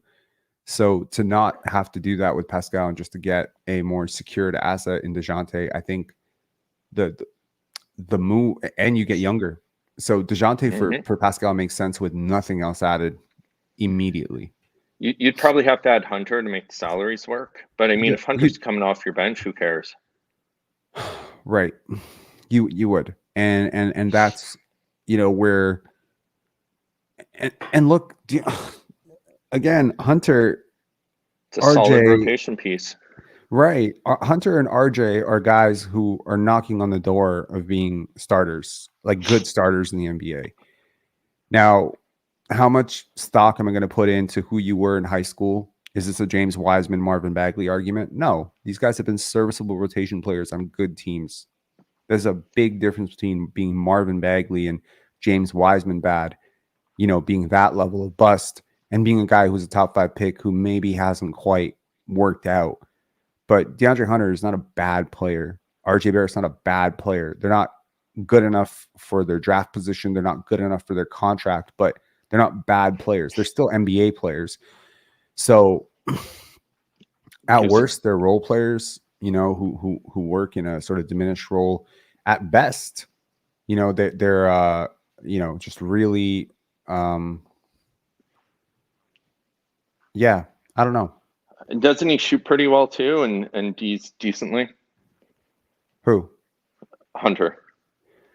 Yeah, he's shooting really well this year. I think he's right around 39% from 3 this year. And, you know, is that sustainable? If it is, great. You know, DeJounte plus look, there's a lot of teams that could use Pascal right now, namely a lot of teams that are not doing so well right now, like the Indiana Pacers and the Atlanta Hawks. They could both use him. And, you know, the Golden State Warriors could certainly use him. So you started bidding more for Pascal Siakam right now, I think you end up with at least another really good young asset and probably a future first round pick. So at the very least, get that, take that variable off the books. You don't have to worry about it this summer, and then just focus on, you know, whether or not you want to re-sign Gary Trent or trade him at the trade deadline. Yeah, I don't like having 15 balls in the air. It's anxiety. And I think actually somebody would trade for Yak. I think some teams that are small at center that have to go up against Jokic or Embiid. Can you think of one team that would give you assets back for Jakob Poeltl, which means that you don't have to throw in picks to get off of him? Would Golden State? They have all the shooting. They don't have a big that can handle Jokic. They still have Kevon Looney, don't they? Yeah, but I mean, can he handle Jokic? Is he out? Is he out He's- for the year? Wait, what? Can he handle? Like, first of all, Jakob Poeltl can't guard Jokic to save his life. Jakob Poeltl has struggled against Jokic, Embiid, Vucevic. He struggled against everybody. His defense has fallen off a lot. His offense is limited but efficient. It's efficient. Floater range, Jakob Poeltl, guaranteed 2 points, right? And pick and Very roll. Yeah, pick and roll, very smart. And would a paint finishing guard like Immanuel Quickley make Jakob Poeltl way better? 100%. We might be able to unlock him. With Immanuel Quickley, you might actually be able to unlock Jakob Poeltl. Not if you have RJ and Pascal too. That's too many guys that need, that clog the paint. That's fair. So if Pascal goes out, I need a shooter coming back. And if the shooter comes back is DeJounte Murray, who shoots 38, 39% from three, well, now you got it. You know, And you got guards like a dog. Yeah, you got Scotty Barnes splashing threes like Steph Curry right now, which is hilarious. Quickly's But 40%. Then you got DeJounte. Like all of a sudden you're putting together a team. Your point of attack defense is great. You have some dogs back there, and then you have some rim protectors in Scotty and Yak. Yeah, like that's a better team than we have. You know what I mean? Like that's the pieces fit, and honestly, they would climb the standings this year, which is great since they don't have a first. Did you watch my last video on Scotty's 3-point shooting? I didn't. Okay. On a scale of 1 to 10, tell me how shocked you are when I tell you the following. Scotty Barnes has hit more threes this year than Anthony Edwards. I'm not surprised. Okay. Scotty Barnes has hit more threes than Keegan Murray. I mean, he's a third option, so that doesn't surprise me. I mean, he broke the rookie record for 3-pointers May last year, and Scotty's a non-shooter, but okay. And he's been relatively healthy. He's just having a cold shooting streak. Scotty Barnes has more threes than Kawhi Leonard this year, and Kawhi has been healthy. Yeah, that surprised me a little bit. Yeah. Scotty has more threes than LeBron. Scotty has more threes than a lot of players right now. Scotty has more threes than OG. Scotty has more threes than RJ. Scotty has more threes. Like I'm not. And by the way, he's getting guarded a lot more. He's not open on these threes. More than 50% of his threes are contested over the last few weeks. So he's still hitting them, and he's getting better every single month. He's getting better. Hang on, I'll actually flash it on the screen for you. Look at that. Scotty Barnes 3-point volume and efficiency going up, not down. October, 33% on 3.8 attempts. November, 38.7 on 5.3 attempts. December, 41.5% on 6.8. Whew. What is that going to look like with better spacing? Is he really heading for Steph Curry's 45% record? Because he just might. But that's my point. One more guy. You replace Pascal with somebody who can shoot it, and you have, even RJ sitting in a corner shooting 38%. Yeah. Like, you got a good team and young. You just built around Scotty's timeline. I don't want them to tank fully because Scotty's too good already. Facts. He is way too good, and this draft is way too bad. So this is the perfect time to add those 22 to 24-year-olds and build around Scotty. Yeah. Absolutely. Can't stand them, folks. Great. First of all, great display pick here, Malcolm X. It doesn't surprise you that Scotty has more threes than Keegan Murray. That man had 12 threes not that long ago. Facts. That's true. He had a 47-point game with 12 Fair threes. enough. Yeah. I think like when I think of premier 3-point shooters in the NBA, I think within 10 names, almost everyone arrives at Keegan Murray. Usually within 10 to 15 names, people are like, yeah, Keegan Murray, sniper. So the fact that he is, there right now is incredibly impressive. Yeah. Anyways, Brock, final grade for the Raptors, final grade for the Knicks, man. I'm gonna go A for the Raptors. I don't think it's an A plus. If they would have got one more first, I think it's an A plus, hands down. Okay. Or a first. I mean, I count that Detroit pick as a first, really. And then I'm gonna say Knicks. I like the deal for New York. I think it opens up. They have a little more cap space, and they kept all their picks to go add, you know, a bit of depth scoring, like a Jordan Clarkson or something. So I'm gonna say B+ for the Knicks. Yeah. Interesting. I'll go with an A+ for the Raptors. I'm having a DM conversation here with someone who is pretty close to this whole situation, and he just said fleeced.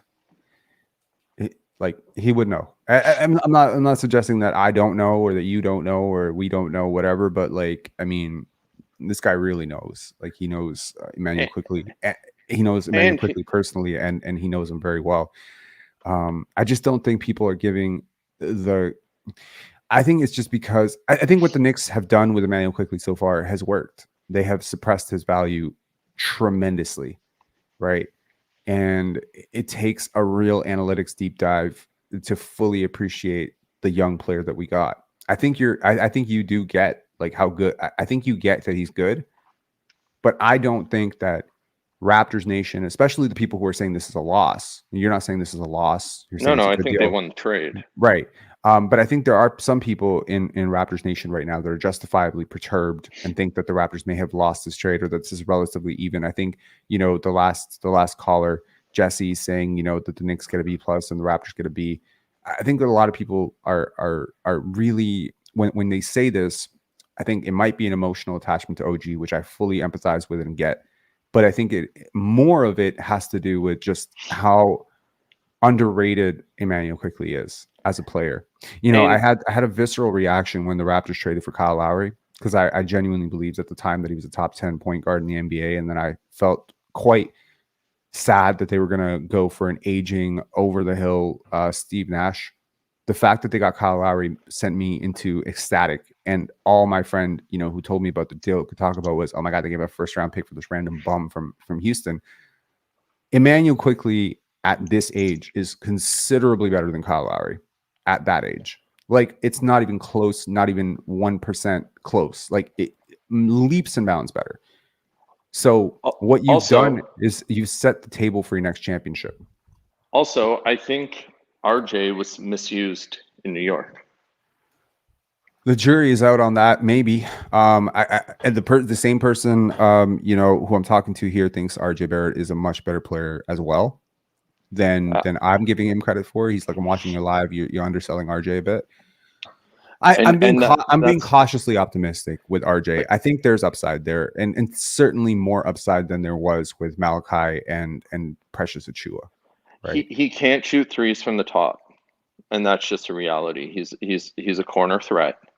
But he will get better. He could get better. Totally. But if you use him in the right role, and if there's spacing around him, which they don't currently have today until they move Pascal or Yak, then you know, like, now he can drive to the hoop. And now if he's a corner threat and he's shooting close to 40% from three in the corner, like, that's a guy.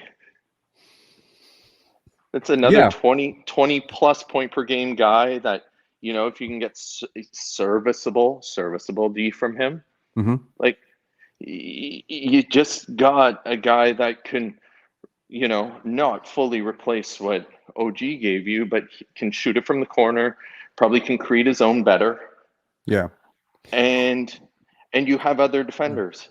I mean, worth considering. If you look at Scotty Barnes' shot chart right now, his average shooting distance is on threes is like 26 feet, which means he's taking a lot above the break. And it's a lot of self-generated off the dribble stuff. Some of it is catch and shoot stuff too. What that tells me is that you can actually run a high pick and roll with Scotty as the pick and pop threat with Immanuel Quickley, which is not something you really could do with like this. And they can both, by the way, splash from that range. Like, Quickley's shooting chart is basically it's superstar stuff, man. Like his top, like his above the break shit is amazing. So if both guys could splash from above the break, and your corner shooters are RJ and Pascal, in this case, if you don't trade Pascal, you have spacing now. With Immanuel Quickley, you have spacing.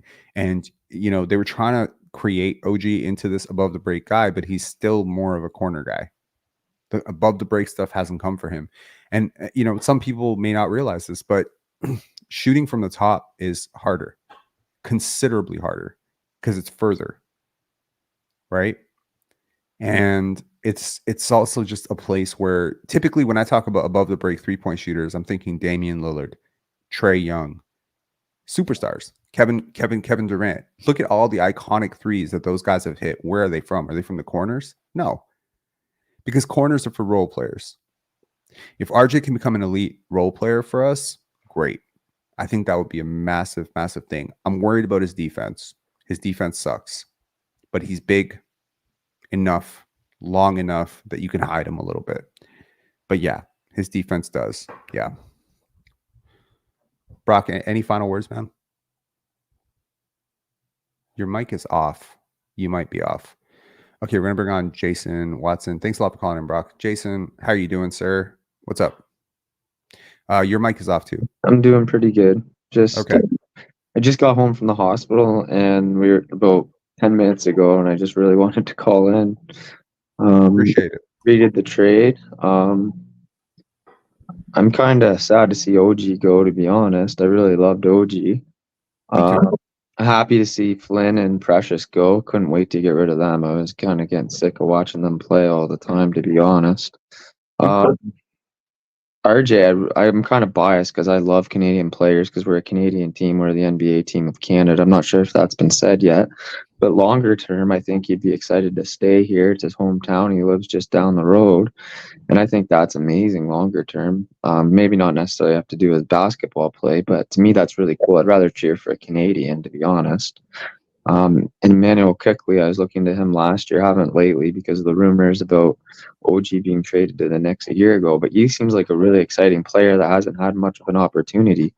So I'm not sure if that's all been said, but basically 10 minutes of thinking about it, that's how I feel. So yeah, no, I get that. And I think you're right. I think you're spot on. I think RJ, the hometown factor for the fans is a good thing, right? Obviously, that drums up some support. He's had a lot of support. Team Canada, there's a lot of support there for him. And I hope, he's still young enough that if they fix a few things, I think he can get a lot better. I think he can get better. I think people are underselling that part of it. And yeah, I mean, every smart person I've talked to about him says there's something there with RJ Barrett, and the Knicks maybe not fully unlocking it, seeing it. Adam saying, how do we replace the defense? You don't. But Immanuel Quickley is a massive, massive, massive plus on defense. So it's not OG. It's not necessarily OG, but you just basically traded for a point guard, younger version of OG in a lot of ways with way better dynamic scoring. So I love OG as well, Jason. I feel you. And, he's a, great guy. Great guy. I'm gonna root for him wherever he goes. I'm gonna root for him. New York, if he goes somewhere else in free agency, I doubt he will. I doubt they make this trade without really, really knowing that they can lock him up. But they're gonna have to pay through the nose for that guy. He's an unrestricted free agent. He's not going to take another haircut on this deal. And he's built for New York, man. He's built for New York. He's built for that market. Toronto probably moved him because they probably knew he wasn't going to stay anyways. I don't know how much time's left on the contracts of OG and Immanuel. Like I said, I just heard about it and missed the whole beginning of this. So how much time is left on their contracts, RJ and Immanuel Quickley? Do you know? Yeah. So Immanuel Quickley is expiring this year. RJ Barrett's contract, I'll pull up right now. It's bad. It's really bad. It's if he doesn't work out for us, it's bad contract.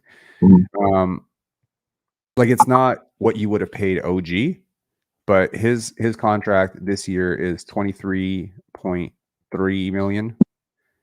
23.8 million. Next year, 25.7. Next year, 27.7. And in the final year, 2026, 2027 is $29.6 million.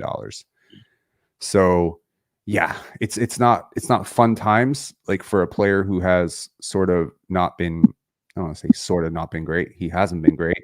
But if he works out, this is a steal too, in a really weird way. The contract people may not think the contract was justified for RJ, and I fully understand that it's almost never, like, for a 22-year-old going for an extension is almost never fully.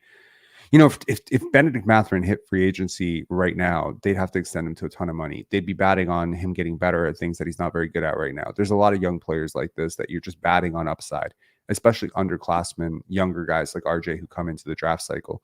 So the Raptors see something in RJ. I'm sure of it. They wouldn't just take such a long-term contract, 4 years on RJ's contract. They wouldn't just take that. I think just show you his contract here. Here's his contract for you to pull it up for everybody to see. It's not that bad. Like, it's not like, oh my God, we got $44 million on the books of Bradley Beal. It's not that bad. He's also not as good as Bradley Beal. So, it's like $27 million for or $24 million this year for a guy who, is 23 years old. He'll be 27, 28 at the end of that deal. 26 at the end of that deal. Like, do you know what I mean? Like, if this guy works out for you, his next contract is a max.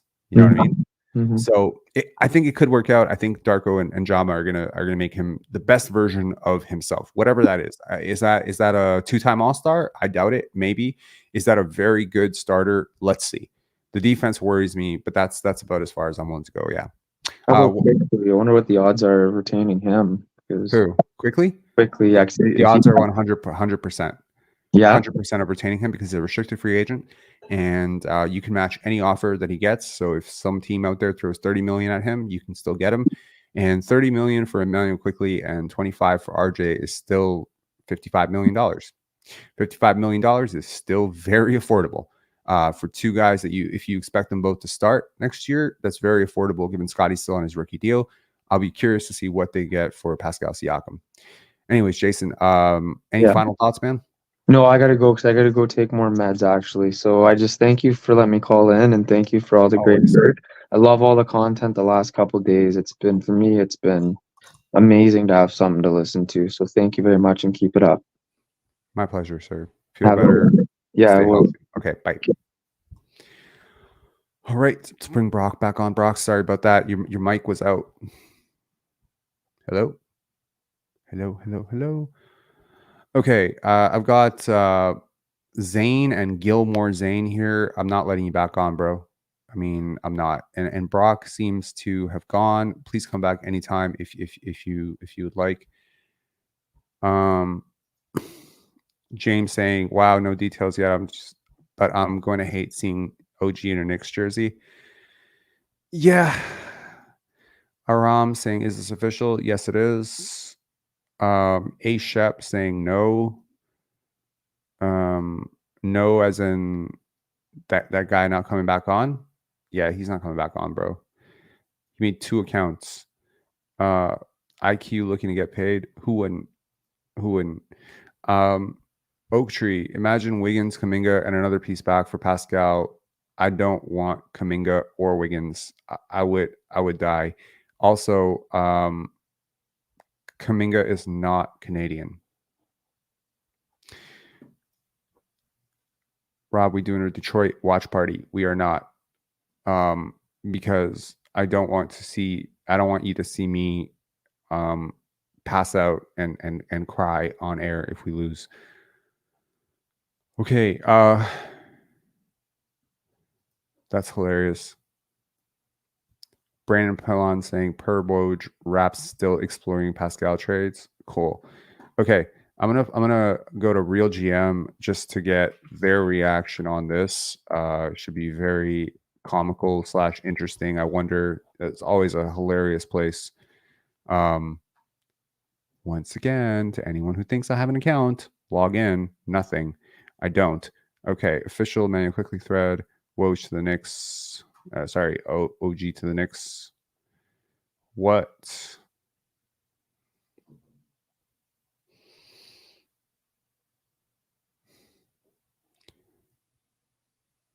People seem excited.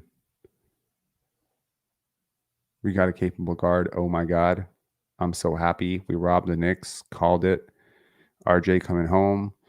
Some people are really excited about RJ. I am not.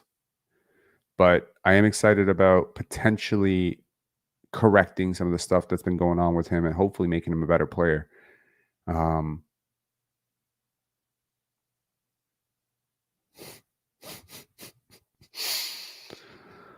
Oh, this opens the Zion path too. Please close that path immediately. If Zion Williamson comes on this team, I'm moving to another city.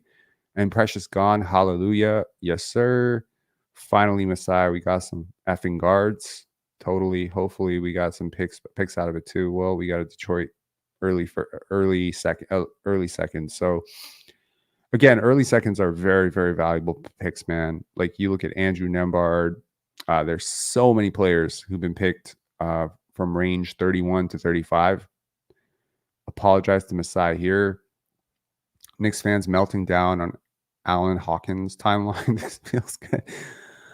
Actually, you know what? We haven't had a Knicks caller yet. I would love to get a Knicks caller in. So, Knicks fans, if you're calling in, here's a link. Click that link. Please call in. It would be amazing to hear from the other side of it. Everyone who's called in so far has been a Raptors fan. This is, of course, a Raptors podcast, so I understand that it is a Raptors podcast. But last I checked, NYC got internet too. So call in. Let's check this here. So one sec. Let's go to the Knicks forum. I would love to see the reactions from the Knicks. And if I'm not going to get a caller from the Knicks, then I would like to get where the hell is it, man? Sorry, this forums, New York Knicks. And the Knicks are also a huge market. So I am convinced that there's plenty of reaction already.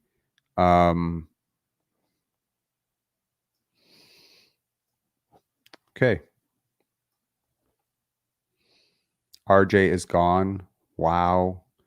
Precious in the deal also. Sham RJ is up north. Oh my God. I bet you a deal for Murray is lined up next. Damn.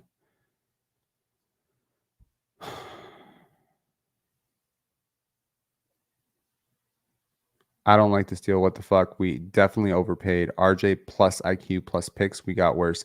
I think they're going to calm down somewhere around page probably 10 when they figure out it's not picks. But yeah, the initial reporting was very vague. It was future draft compensation. And I think everyone, myself included, assumed that meant first round picks. Offensively, we get significantly worse, but improve on our perimeter defense. Okay, sure. So looking around on Twitter, of course, we're trending number one in general consensus. The Knicks got fleeced. So I'm guessing this is a combo of the Knicks wanted out of RJ's contract and never wanted to pay IQ big money, and they can't keep playing Gibson minutes. True enough. Okay, Grimes is going to get traded for Murray. Which Murray? DeJounte Murray? Y'all crazy. Knicks are insane. Okay. Once again, Knicks fans, if you want to call in, link in the description there. Raptor fans, if you have any final thoughts, I'm going to close this live up in about 5 minutes if there aren't any more callers. But my initial thoughts on this are pretty clear. I think the Raptors get the better pieces for what they need. Kevin O'Connor, I love this trade for the Knicks. OG Anunoby is an upgrade from RJ Barrett, and Immanuel Quickley was just part of their future. Just wasn't part of their future next to Jalen Brunson. OG is one of the league's best defenders, a good shooter, just steady all around. Basically, what the Knicks hoped RJ could be. I mean, come on now. I mean, really, Kevin O'Connor just clicking for baits here, baiting for clicks here. And he got it from me. So congratulations. Replacing IQ's bench scoring should be prioritized, preferably with a bigger player via trade. But the fact that the Knicks get OG and retain all their future firsts makes it even more exciting for their potential to make moves. Yeah, I guess. But I mean, come on now. Come on.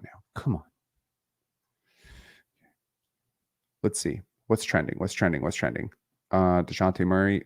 Why is Scotty Barnes trending? That's interesting. Okay, let's see the reactions. Oh shoot. I have clearly lost the plot here. I'm sorry. I've just left it. Here, let me remove that real quick. Stop. And let me share Twitter. Share screen. bring it up to Twitter. Here we go. Okay, so for William Liu, first and foremost, salute to OG. Great development story. Was a fan favorite ever since he locked down MVP Harden as a rookie and as a beloved in the fan base. If that's first of all, I don't know what second foremost is, but sure. Okay. That's funny. No more OG Anunoby. Tonight's the night. Shit. Yeah, that's fair. Final trade. That's not the final trade. NBA Central. Malachi Flynn is also involved. Thank you, OG Anunoby. Forever a Raptors legend. OG Anunoby is a Knick. RJ is a Raptor. I think that's a very gross misrepresentation of what that trade is really about.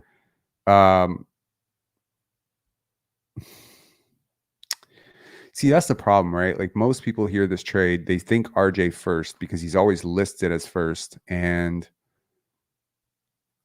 why is everyone not including Malachi in this? Did Malachi fall out of this trade? I'm pretty sure I heard that he was in it. No?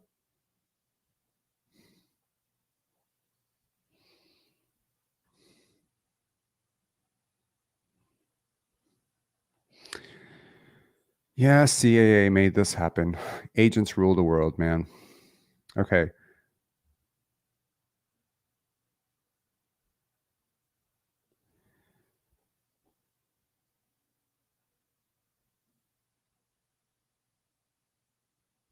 That's a very weird way to look at it, but sure. Welcome to New York, OG Anunoby. Oh man, that hurts. It hurts me so badly. I think he's gonna lock up. He's gonna lock us up, bro. Like he's gonna. This is the kind of player the Knicks are getting in OG Anunoby. 100th percentile matchup difficulty, 97th percentile defensive versatility, 76th percentile in EPM, 70th percentile in points per possession. Yeah, I mean, you really, really cherry picked the stats there. Absolutely. Like, I'm not throwing shade at OG, obviously one of my favorite players, but he is having a down year for sure. The Athletic Shams Charania, Raptors trade OG, Precious, and Malachi Flynn to the Knicks in exchange. Yep, that's the deal. Look, I think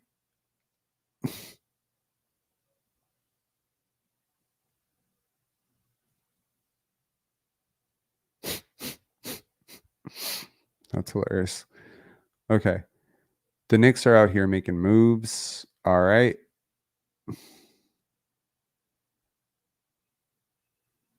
I guess everyone's laughing at the fact that their title odds have not improved. Some Pat Bev catching strays. Appreciate it. All right. Please, Lord, do not let me click on my messages box on a live stream. The Raptors are continuing to explore trade scenarios, including involving Pascal Siakam after moving OG Anunoby, but there's currently no traction on a deal per Wojnarowski. Toronto is finally ready to blow it up and rebuild around Scotty Barnes. We've been waiting for this for a year and a half, and now you do it. Okay. The Knicks' new rotation presumably is Jalen Brunson, Dante DiVincenzo, OG Anunoby, Julius Randle, and Isaiah Hartenstein. That's a damn tough team, bro. Like, that's a really, really... That's interesting.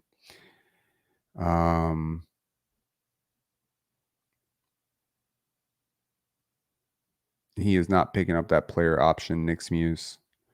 There's no way in hell he will pick it up. He can get injured for the rest of the year and not pick that up. Are we sure OG Anunoby is better than Immanuel Quickley? Good question. If he is, it's by a hair. And if he's not, I'm buying it. Like, you need to understand, like,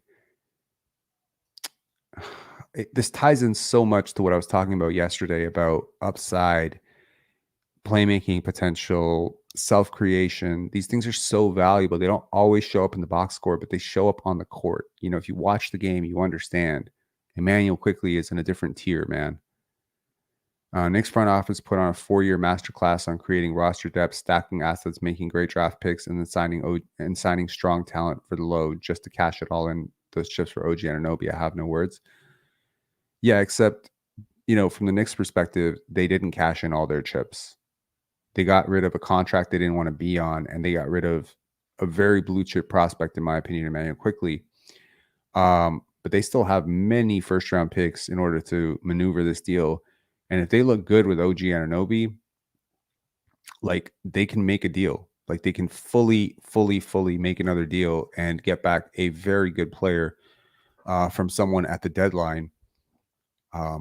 Personally, I'm a little bit surprised. Pascal Siakam was not the guy traded here, but that's cool. Let me check the private chat here. Zane Gilmore, been watching for a while. You got some good ass views, bro. Cool. Okay, let's check the comments here. I'm a little bit behind on the comments. I apologize for that.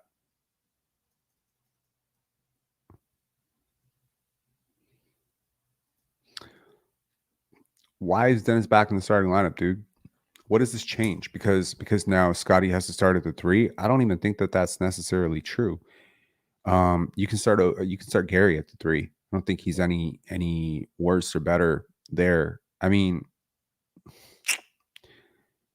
I don't know how you rationally don't start one of RJ or Immanuel Quickley. Like I just don't.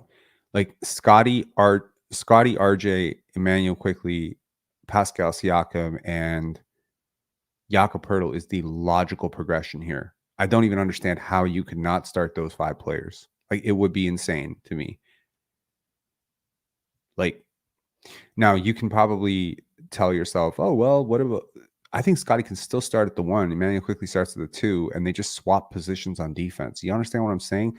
Like Immanuel Quickley does what Scotty Barnes does not, which is he handles the ball very effectively and he gets into the paint and he does these creative finishes, and he's a point of attack defender who can get around screens very well. From the Scotty perspective, he does what Immanuel Quickley does not do, which he sees the game 15 times ahead of the other players on the court. Scotty can still be your point guard. Immanuel Quickley can still be your 2, and they just flip positions on defense. This is a little bit like starting Allen Iverson at the 2 and Eric Snow at the 1. You understand what I'm saying? All right. How you doing, sir? Hello. How you doing? Well, that was super quick. Yes, there's no one in the queue. No one What? wants to talk. No one wants to talk to me right now. We already had a whole bunch of callers come in. We had a whole bunch of callers call in. The whole bunch of them came in very early. We kicked them off very quickly, and now we have nobody left. But yeah, what's going on, man? I just got home. I was out shopping, and I've been reeling all morning. My wife not understanding why. And Okay. sorry for dropping last night real quick, but I had No to worries. take care of the dogs. So Appreciate it. Who let the dogs out? I forgot to say Merry Christmas and Happy New Year to you. But appreciate it. yeah, it's my Christmas in very, very technical terms is not yet. I'm Serbian Orthodox, so our Christmas happens a little bit later, but I appreciate is that it. in January? Yes. Okay. Yep. I'm somewhat familiar with that. But I will not claim any knowledge. So, is it possible to be sad and excited at the same time? I'm sad and excited at the same time. Okay. I'm sad. Like when I saw OG in a Knicks uniform, granted it was photoshopped. Like Yeah. my heart dropped. Made me like sick. I hate. Number one, OG is gonna clamp Pascal Siakam so fucking hard in that next game that we play Yep. against them that I almost want to trade Pascal Siakam so I don't have to watch it. Like if there's any player in the league who can clamp Pascal Siakam, it is OG Anunoby. So Yep. and I don't really necessarily think that Scotty Barnes is going to have a fun time going up against OG Anunoby for the next few years either. So playing the Knicks is going to be really sad times. Now, I read something pretty interesting. I didn't know this, but apparently OG's agent is the son of one of the higher ups in New York. Sure. There's a CAA connection for sure. Yep. And then there was also something interesting, and I'm not sure if this is true, but apparently OG, either through his agent or directly, had made it known to Toronto that he was not going to not going to entertain an extension with Toronto. Like, Well, they can't extend them. We couldn't extend him. Couldn't offer him enough because of previous contracts. This is like his previous contract was so underpaid that the restrictions on the next contract were so imposing given what he's actually worth that his agency correctly identified that his only path forward was to hit unrestricted free agency and then take the best offer. Now, at that point, the Raptors would still have bird rights. Yeah. And they would still have, like, the team that trades for him, which in this case is the New York Knicks, retain bird rights, which means quite a few things. Number one, you can offer the extra year, if I'm not mistaken. And also, number two, you can go over the cap to sign him. Whereas teams that do not have that player do not have the advantage. Number one. Number two, if you believe that you're competitive right now with Jalen Brunson and Julius Randle, those guys in their prime, he's certainly getting him in your program now gives you a little bit of a preview in terms of what that looks like for you. This is a little bit underrated. People always talk about, like, you know, trading guys later in the season, like, oh my God, it's terrible. I mentioned this earlier. Someone's going to convince themselves that they're a championship contender right now, right? Or someone's going to get desperate that they are a contender and their contending hopes are fading. So you found your first taker, which is the Knicks, who've convinced themselves that they are ready to go all in.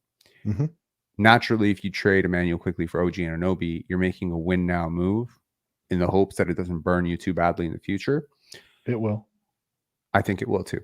It will. Like, honestly, I'm not gonna lie, I've played out like multiple scenarios that never involved OG leaving, where IQ is coming to Toronto, because that his upside is, there was already speculation that he was like upset based on like his first like tweet, like where he was like ... and then I was like, no, I think he's gonna be excited about playing with Scotty, and then on his IG he just posted God's plan, and I was like, that's hence my God's plan name instead of Jonathan. So I'm kind of low key excited about RJ because I honestly believe New York has one of the worst development staffs in the NBA. Okay. Not worst, like maybe we'll say bottom half of the league for sure. I think they might be able to leverage not only him being back home, like he's had a miserable December, but he was like from the beginning of the season until like the end of November, he was kind of lights out. So not amazing by any, but like a good rotational player. So I'm not gonna lie, I'm a little bit sad about Malachi, but cool. At the same time, like it's just it's the, I don't know, the homerism or whatever you want to call it. Like I think I would do this trade every day of the week. It really hurts that OG is gone, but knowing what we know now in terms of like he wasn't going to come back, at least we got something this time, as opposed to what happened with Mr. Van Vliet. But I don't really have much to say. I'm still trying to like take this in. I feel like we have a built-in excuse for 6 o'clock today. Now everybody can just say, well, the trade, you know, new players, people being gone. Now we have like it's maybe gonna take the burn off of the loss. I still don't want to see them lose, but I saw you were live, and I just wanted to call in and say hello to everybody, and Appreciate yourself it, man. included. There was an Instagram post by the Toronto Raptors last night. They said, "Don't say you didn't see it coming." And there's a green, leaf. And frankly, I know that this was like we're gonna upset the Celtics, but it was interesting because you have pictures of every single player who wasn't traded. Actually, no, wait. They got Precious Achiuwa. Never mind. I stand corrected. Okay. But OG Anunoby and Malachi Flynn were not in those pictures. So I thought it was like, are they flashing a subliminal? I had gotten wind of this trade last night, and my last tweet. I don't know. You follow us on Twitter, right? My Oh, yeah. last tweet was about RJ. I Before I went no, to bed. I saw the tweet and then I saw the response tweet. Yeah, you're I not was him also. like, okay, it's not happening. We're gonna move on. We're gonna work with the next team down on the OG ladder. There were a few teams. I'm not as high on RJ as some people who've called in, perhaps yourself included. I'm not suggesting no, you're necessarily I'm high on him, but you might be, but I can see where you're coming from. There is theoretical upside there. He is a prospect, and some very smart people that I talked to right before doing this live think that he has more potential than I'm giving credit for. So I'll take it. I'll take it. I believe it. So I'm just going based on like the eye test in terms Mhm. of like what I've seen of him in his like bright moments for New York. Sure. I think there is definitely an upside for him, but whether or not it's a player development thing or if it's a him thing, I don't know. I'll just say I'm cautiously optimistic on RJ. Sure. I'm over the moon about IQ. Okay. I can't wait to see him with Scotty. All I wanted for Christmas was spacing, and now I got it. So, That's all you wanted for spacing. I'm gonna actually, in a couple of weeks, I'm gonna look back on that Christmas wish list that I made and see how close we got, because I feel like this just hit a lot of boxes for me, man. I well, he mean, checks so many things. Mhm. Like you look at what we were desperate for, Mhm. and then go down that checklist and tell me you're not getting it with IQ. Facts. Like, Yeah. dude I is mean, so like he has so much Mhm. that's yet to be like displayed. Like we've seen flashes. We've like definitely seen flashes. I have my Christmas wish list here. Okay. 1, a 3-level scorer who can create in the pick and roll. Yep. Just got it. A competent stretch big. Don't have it. 3, a Pascal Siakam trade. Let's see.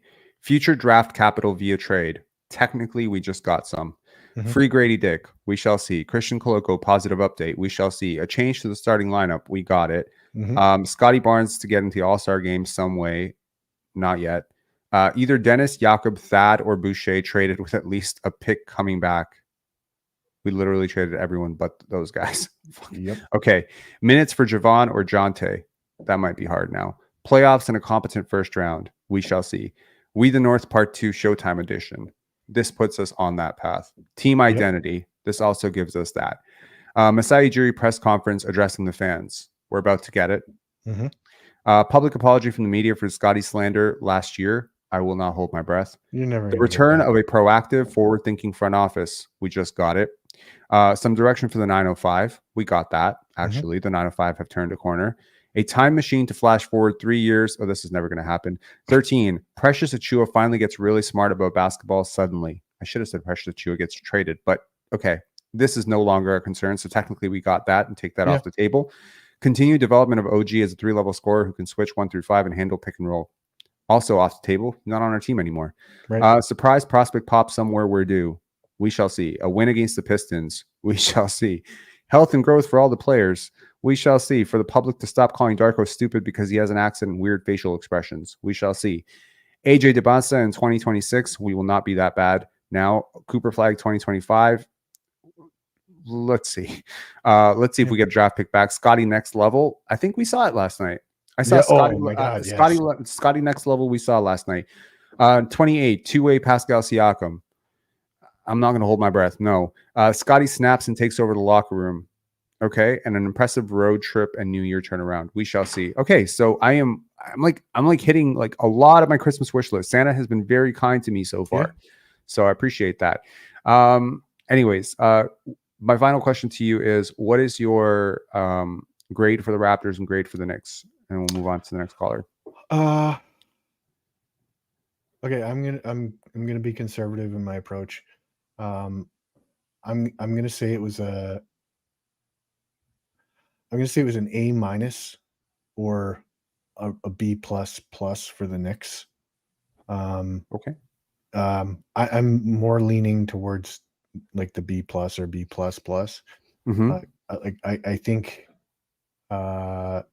I think Toronto definitely got the better end of the deal. We'll go with an A minus. I don't like that OG is gone, but we didn't have a choice.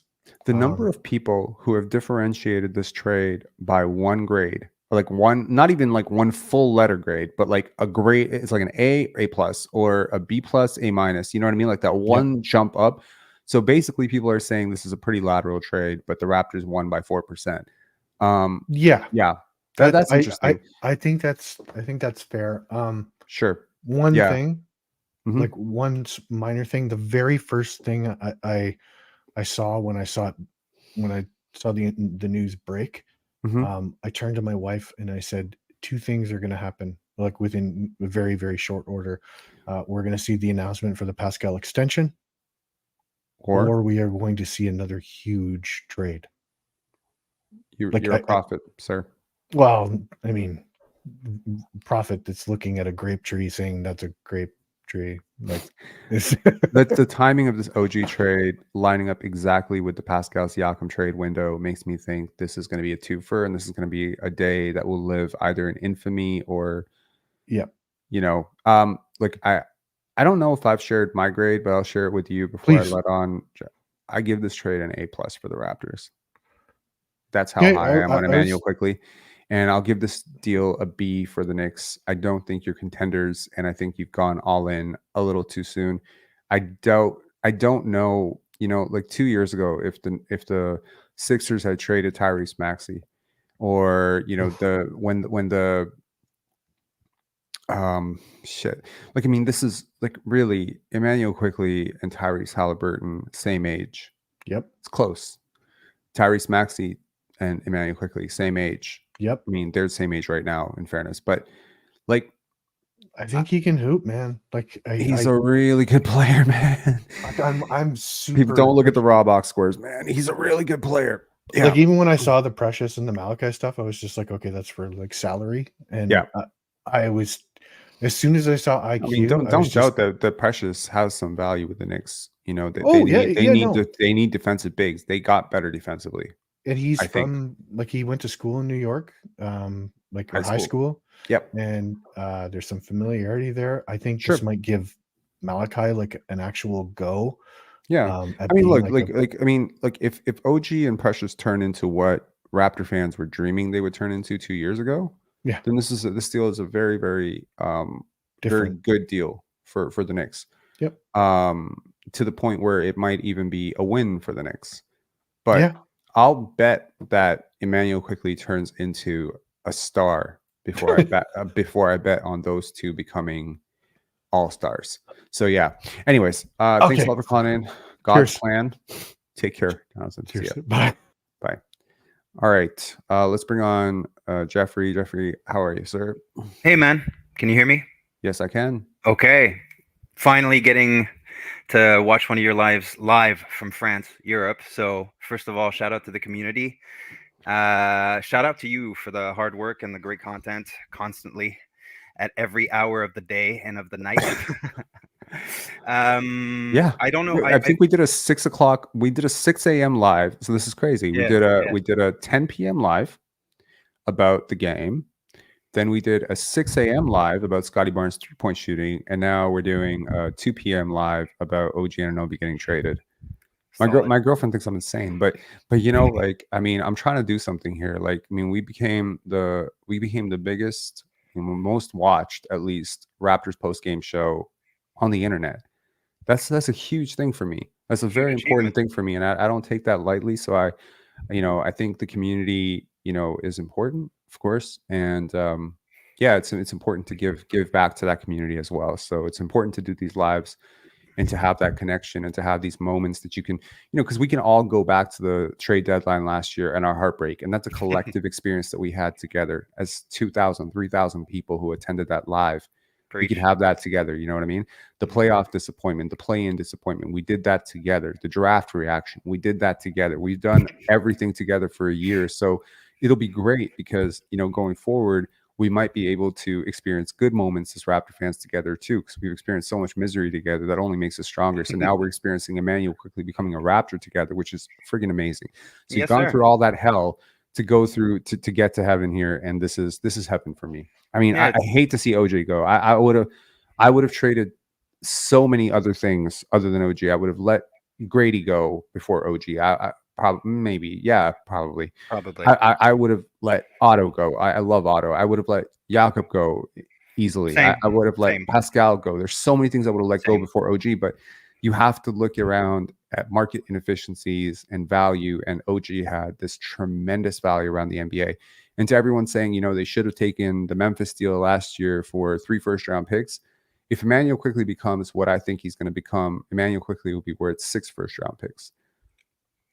Sure. So it's not like it's just, I mean, you bat on upside. You have 2 cracks here with Immanuel Quickley and RJ Barrett. I think Immanuel Quickley naturally being the much better one. But give me your thoughts on the Knicks side of this. Yeah, thanks. Okay, so I don't know how much I've missed. Personally, I think that my grade for the Knicks will have to wait on what happens at the end of the season, pending, you know, whether OG resigns or not. Basically, he's an unrestricted, and I think that's a huge risk.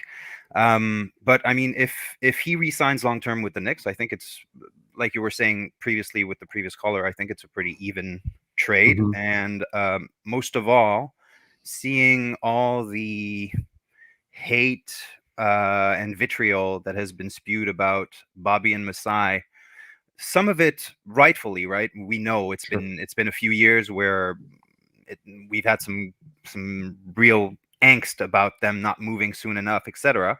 But that being said, seeing the situation, the contract situation, and the asset and the season, how it's going, I think that the trade they've pulled off is quite amazing. I'm super satisfied with the trade. I'm gutted that it has to be OG. We've talked about this extensively. You've talked about it extensively. I agree. OG would probably have been the last piece I would have wanted to trade. But what they got back is, other than Scotty, of course. But what they got back is great. I'm super satisfied. Like you've been saying the last 15 minutes I've tuned in. I think it solves a lot of, you know, the spacing and the shooting and the attack, you know, the cutting in, I think it's great. I'm looking forward to seeing how it fits and how Darko puts everything together. And like I was saying on Instagram before I realized that you were already live, both mathematically in terms of the contracts and just in terms of roster equilibrium, I feel like you do and like the previous caller does, that Pascal trade is, I mean, it seems the writing's on the wall. I think it's a twofer as well. I think it's just a matter of whether Masai and Bobby get an offer that they're satisfied with. But I believe, seeing everything that they're looking for that before the end of the deadline, in my opinion. Right. Yeah, it's hard for me to process. Like I try to calm my emotions a little bit, talk to some people who are pretty sensible before doing this live. I had like about let me see how many unread text messages do I have right now? Let me just check. I have 185 unread DMs right now. Oh my God. Like everyone in the NBA world is going nuts about this. Everyone's got their opinion and stuff. Everyone, you know, wants to talk about it. It's crazy. It's a great trade. Yeah. I mean, you know, Twitter, it exists. You know, this is how information gets out this fast, right? Everyone in the NBA, 90% of everyone who's anyone knows about this. Smartphones, Twitter made this possible. The Vince Carter trade, I found out about it an hour after it happened. You know what I mean? Yeah. Like here, I literally had calls, DMs within minutes of it happening. So I had to really just get out of the immediacy of the, you know, long-term potential of OG and Scotty together and just realize Immanuel Quickley's a friggin' hell of a player, man. Really, really, really good player. So, I mean, I can't remember exactly on my top 20, 25, under 25 where I had him. I think I had a list of top 100 under 25. I can't remember exactly where I had him, but I'm now very curious to go back on that and see how high I had him, because I'm pretty sure I was like extremely high on him. I don't know. If someone remembers where I had Immanuel Quickley, let me know in the chat. But I feel like it was top 15 for sure, and that's a hell of a prospect. Again, you're resetting the coffers, you're resetting the timeline.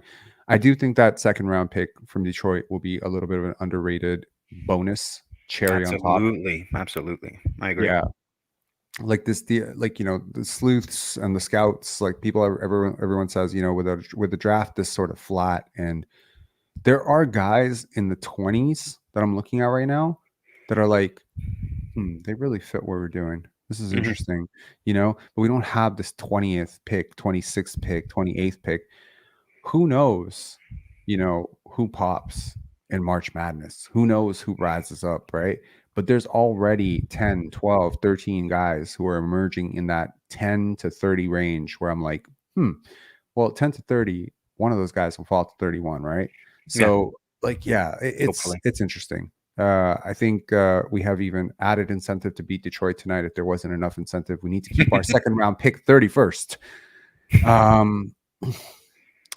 Yeah, I don't know. What would you grade this for the Raptors, and what would you grade this for the Knicks? I'd give it an A- for the Raptors, and like I said, it all depends on whether they get to keep him or not for the Knicks. I mean, if they don't sign him long term, then it's a bum trade for the Knicks, right? Yeah, seriously. Fair. Absolutely. No, am I completely off base with that? Say that again. If they can't sign OG long term, if at the end of the season OG doesn't re-sign with them, yeah, they lost this trade massively. That's a terrible trade for them. But they will re-sign him. They will re-sign him. They better throw the money at him. They're willing to. We know he deserves it.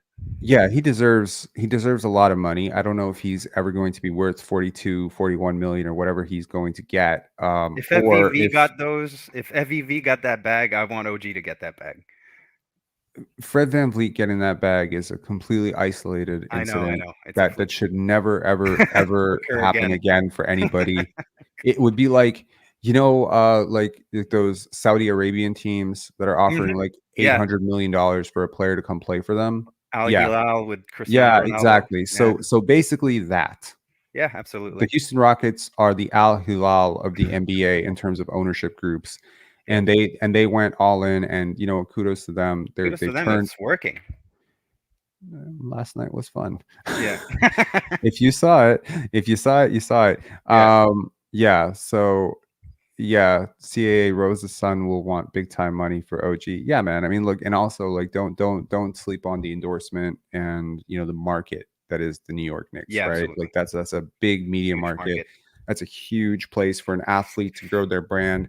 If OG Anunoby's goal prior to this season was to announce himself to the world as one of the premier 3-and-D wings, but more than that, maybe even one of the premier wing players in the NBA, the New York Knicks will offer that to him. Yeah. The heartbreaking thing for the Raptors and the Knicks is that one of these teams is going to live to regret this for a very long time, because these teams face each other 4 times a year. They are rivals in a sense. They are in the same conference, in the same division. This is a problem. Now, the reason I say this is a problem is because like either Quickley is going to kill this team for the next 4 years, or OG Anunoby is going to clamp whoever the hell we have starting at wing for the next 4 years and become like this 25-point per game scorer we all dreamt he would be. So this has the settings of like massive rival potential. Now, I hope for the Raptors' sake that they're on the winning end of this. I am open enough and humble enough to say there's a chance that this ends up being better for the Knicks than for the Raptors down the line. But it's so like OG would have to pop off in such a big way, and Precious would have to really, really work out for them for that to happen. Like OG would have to become like a 25-point per game scorer and retain his defensive upside, which I mean, I don't think will happen with RJ. And and I mean, like it could too, but I doubt it. It's hard to explain. And Precious Achiuwa would have to become like a de facto like 6-man type. Yeah. And A lot of ifs. and RJ Barrett would have to absolutely flop, and Immanuel Quickley would have to basically be like 10% better in his prime than he is today, which again, I don't see that happening. I just think Immanuel Quickley is like the type of guy that the Raptors researched, they liked. They don't have this player. He's a very good player. Players like this you just don't get these types of players. It's just that's the problem with these guys. Immanuel Quickley is a late development story. He's 25th Yeah. overall pick. He wasn't I remember like a top hypey, type of guy. But man, this is the value of drafting well. That you can eventually take one of these guys and then trade it for OG Anunoby down the line. So the Raptors better learn their lesson and hopefully start drafting a little bit better than they've been doing the last 3-4 years. But Agreed. yeah, it's interesting because Immanuel Quickley was the 25th overall pick. Malachi Flynn was the 28th or 29th pick. They're Yep. both guards who were picked late. See the value of one and the other. This is the value of getting it right versus getting it wrong. But yeah. Anyways, any final thoughts, man? No, that's it. Thank you for the Yeah. hard work. Props to the community. Let's keep going. And yeah, go Raps. Let's hope it all works out. Let's Thanks hope for Darko calling gets in, the man. stuff. Yeah, thank you. All the Cheers. best. Cheers. Cheers. Bye. Okay, we got Moobs, and then we got Tonius35. I gotta take my dog out, guys. I would love to keep this conversation going until we play the Pistons, but we're playing the Pistons in a couple hours. So we're gonna make the next two conversations hopefully limit it to a quick reaction and then a grade. Moobs, how you doing, man? How you doing, man? good. What a trade, bro. I feel like we won that trade easily, bro. Easily. Okay. Easily, Yeah. bro. I Yeah, think we got fair enough. Immanuel Quickley, who's just a bucket. Like I feel like people are sleeping on him. They are. And then we have RJ Barrett, who kind of does similar things to OG, but I think maybe he's defensively a little worse, but I'm talking about offensively. Did you say a little bit worse? Maybe a lot worse. You're right, but He's a lot worse a lot worse. defensively. Oh yeah, and offensively he's a little worse, but You think he's defensively he's worse? Offensively?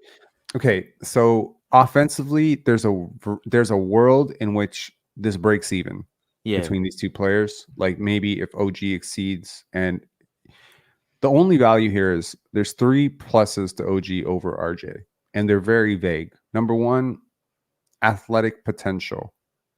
The type of athlete see versus that. the type of athlete, right? RJ has like this sort of, fluidity that's a little bit more appealing than OG's sort of rigid, upright, boxy way of moving around the court. This is important when you talk about top end potential.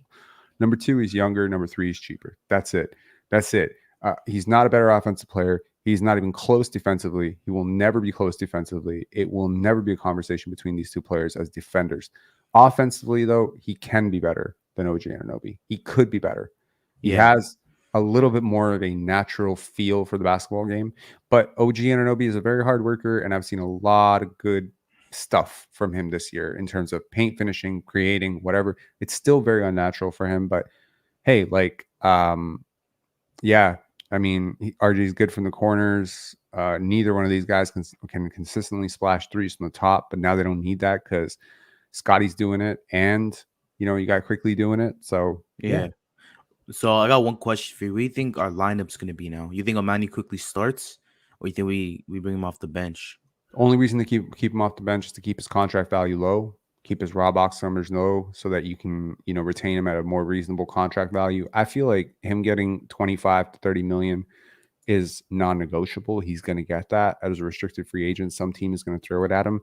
I'm curious to see what the Raptors are able to retain him for. But ultimately, he is a restricted free agent. You retain the right to keep him at whatever value that other team throws at him. So if some team throws a max at him, you got to retain him at a max. And I think the Raptors are willing to go there, which is crazy. Some people might think that's fucking crazy. But if some team out there is going to throw a max at him, you're not going to lose him for nothing. He'll become you threw a max at Fred. Well, we didn't throw a max at Fred. We didn't throw a max. Someone threw a max at Fred for sure. And what's RJ on? How many years does he have left? 3, I think. 2, 4. 4. So we got him for a minute. Yeah, we got him at 23.5 million this year, and he expires at age 26. He's expiring at age 26, bro. Like, I mean, you're catching him for the upside. again, I don't want to keep speaking on the same stuff I've already said. You can definitely go back if you want my initial reaction to it, but I Yeah. think he has some limited upside. Anyways, final grade on this for you for the Raptors, and then for the Knicks. I'll give it for the Raptors. I think I'll give it an A. Okay. And for the Knicks, I think I'll give it a B because I feel like they just gave a little too much for OG. I'm not saying OG's, not worth that, but I think we just gave up a little too much because he is on an expiring deal at the end of the day, and he could just walk for nothing. Sure. I see that, and that's about as wide as people have been so far. Appreciate it, man. Yeah, Thanks for calling in, bro. Thank All right, Tonius, what up, man? You're in your car. You've been in your car. What up? Yeah. Hey, what's up? Just got the Your news audio from- is fucking horrible, bro. I can't like. Sorry. You're gonna have to be real quick. I don't think people can Yeah, listen to this. yeah. Because I don't think they're going to allow this. That's going to be easy thing. Quick. A for Raps, B solid B for Knicks. But Thanks a lot for calling in, Tonius. I can't listen to this audio, bro. I appreciate you calling in, though. Really appreciate it. Thanks. All right. I apologize. Audio is a big thing. Tonius, if you end up in a calmer place, able to call in without all the muffling and the background noise, definitely you can call in tonight's game. I want to be able to give people time to speak, especially people who waited for like 10 minutes, 15 minutes. But you can't. Some people are listening on their headphones. I got to be considerate of that too. But thanks a lot for calling in to everybody. I got to take my dog out. This is very crazy. I mean, it's crazy. I want to give a quick shout out to everyone who super chatted this live. 312 Draco. There was a question here that I did not answer. Matthew Wilson, do you think we will slot Boucher in as a full-time backup big or target another backup big like Isaiah Jackson or Kelly Oubre? I would like to see us get a stretch big. In theory, Boucher is a stretch big. He hasn't getting a ton of consistent run this year, which makes me wonder what the long-term potential is there. But I think a lot of this depends on where you are with Christian Koloko. Like Koloko and Immanuel Quickley and Scotty Barnes and Grady Dick are just pieces that fit so well together. There's like such a synergistic, there's such a natural, if you understand basketball, you understand how these players will play together on the basketball court. This has been missing from the Raptors for a very long time. There's been a smorgasbord of pieces and assets that don't necessarily work together. And you can throw RJ Barrett into that because he's 23 years old. And certainly, let's be real, if RJ Barrett was drafted to the Raptors, I think people would be blowing him up a lot more than they are right now. But right now, there's the reputation of, he's failing, he's a bust, he's this, he's that. He's not a bust. He's not worth the contract he's on right now. But the contract he's on right now was signed under the expectation that he would get better. He hasn't gotten better this year.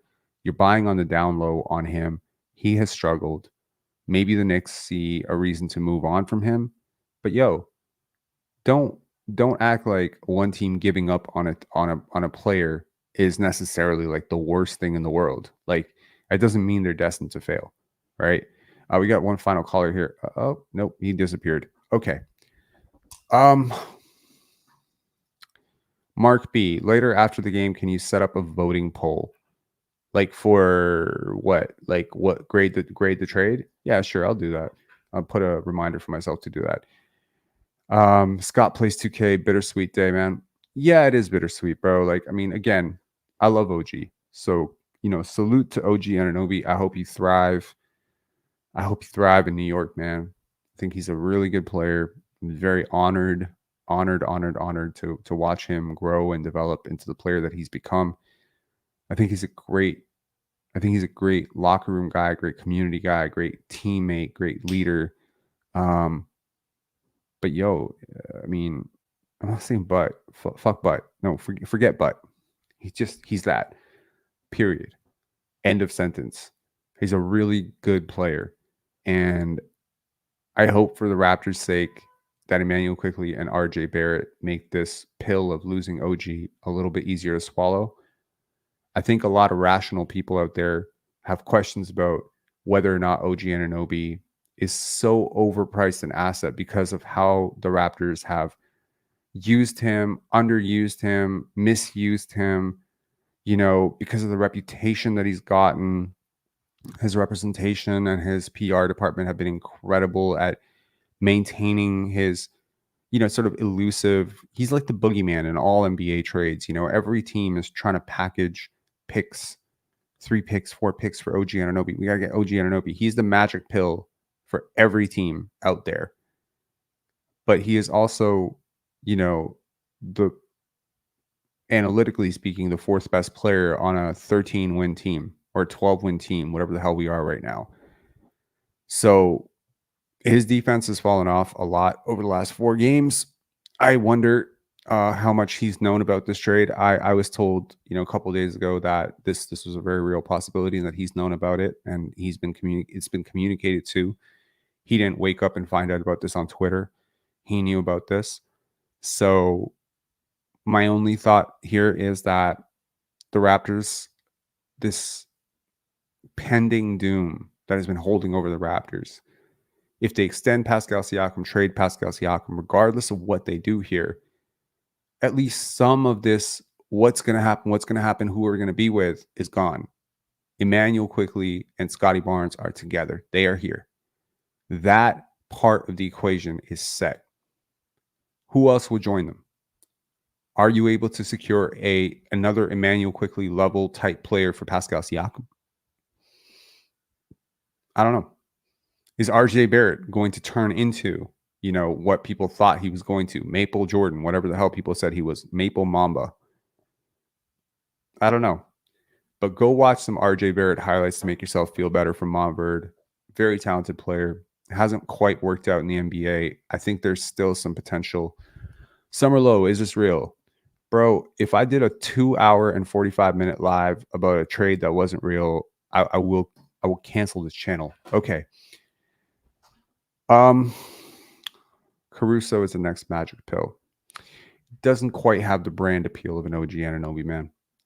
OG Anunoby is so many big moments. There's so many, you know, yeah. No, you don't have to be sorry. I was just kidding. Anyways, guys, take care. Have a great one. I will see you for tonight's game. Please don't let the Raptors lose. But at least if the Raptors lose to the Pistons now, they have a very, very, very good excuse. All right. Thank you again to everyone for the super chats.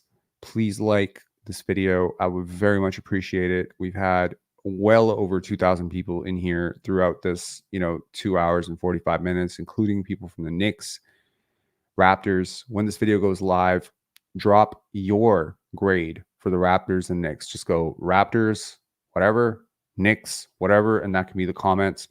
I'd be very curious to see that.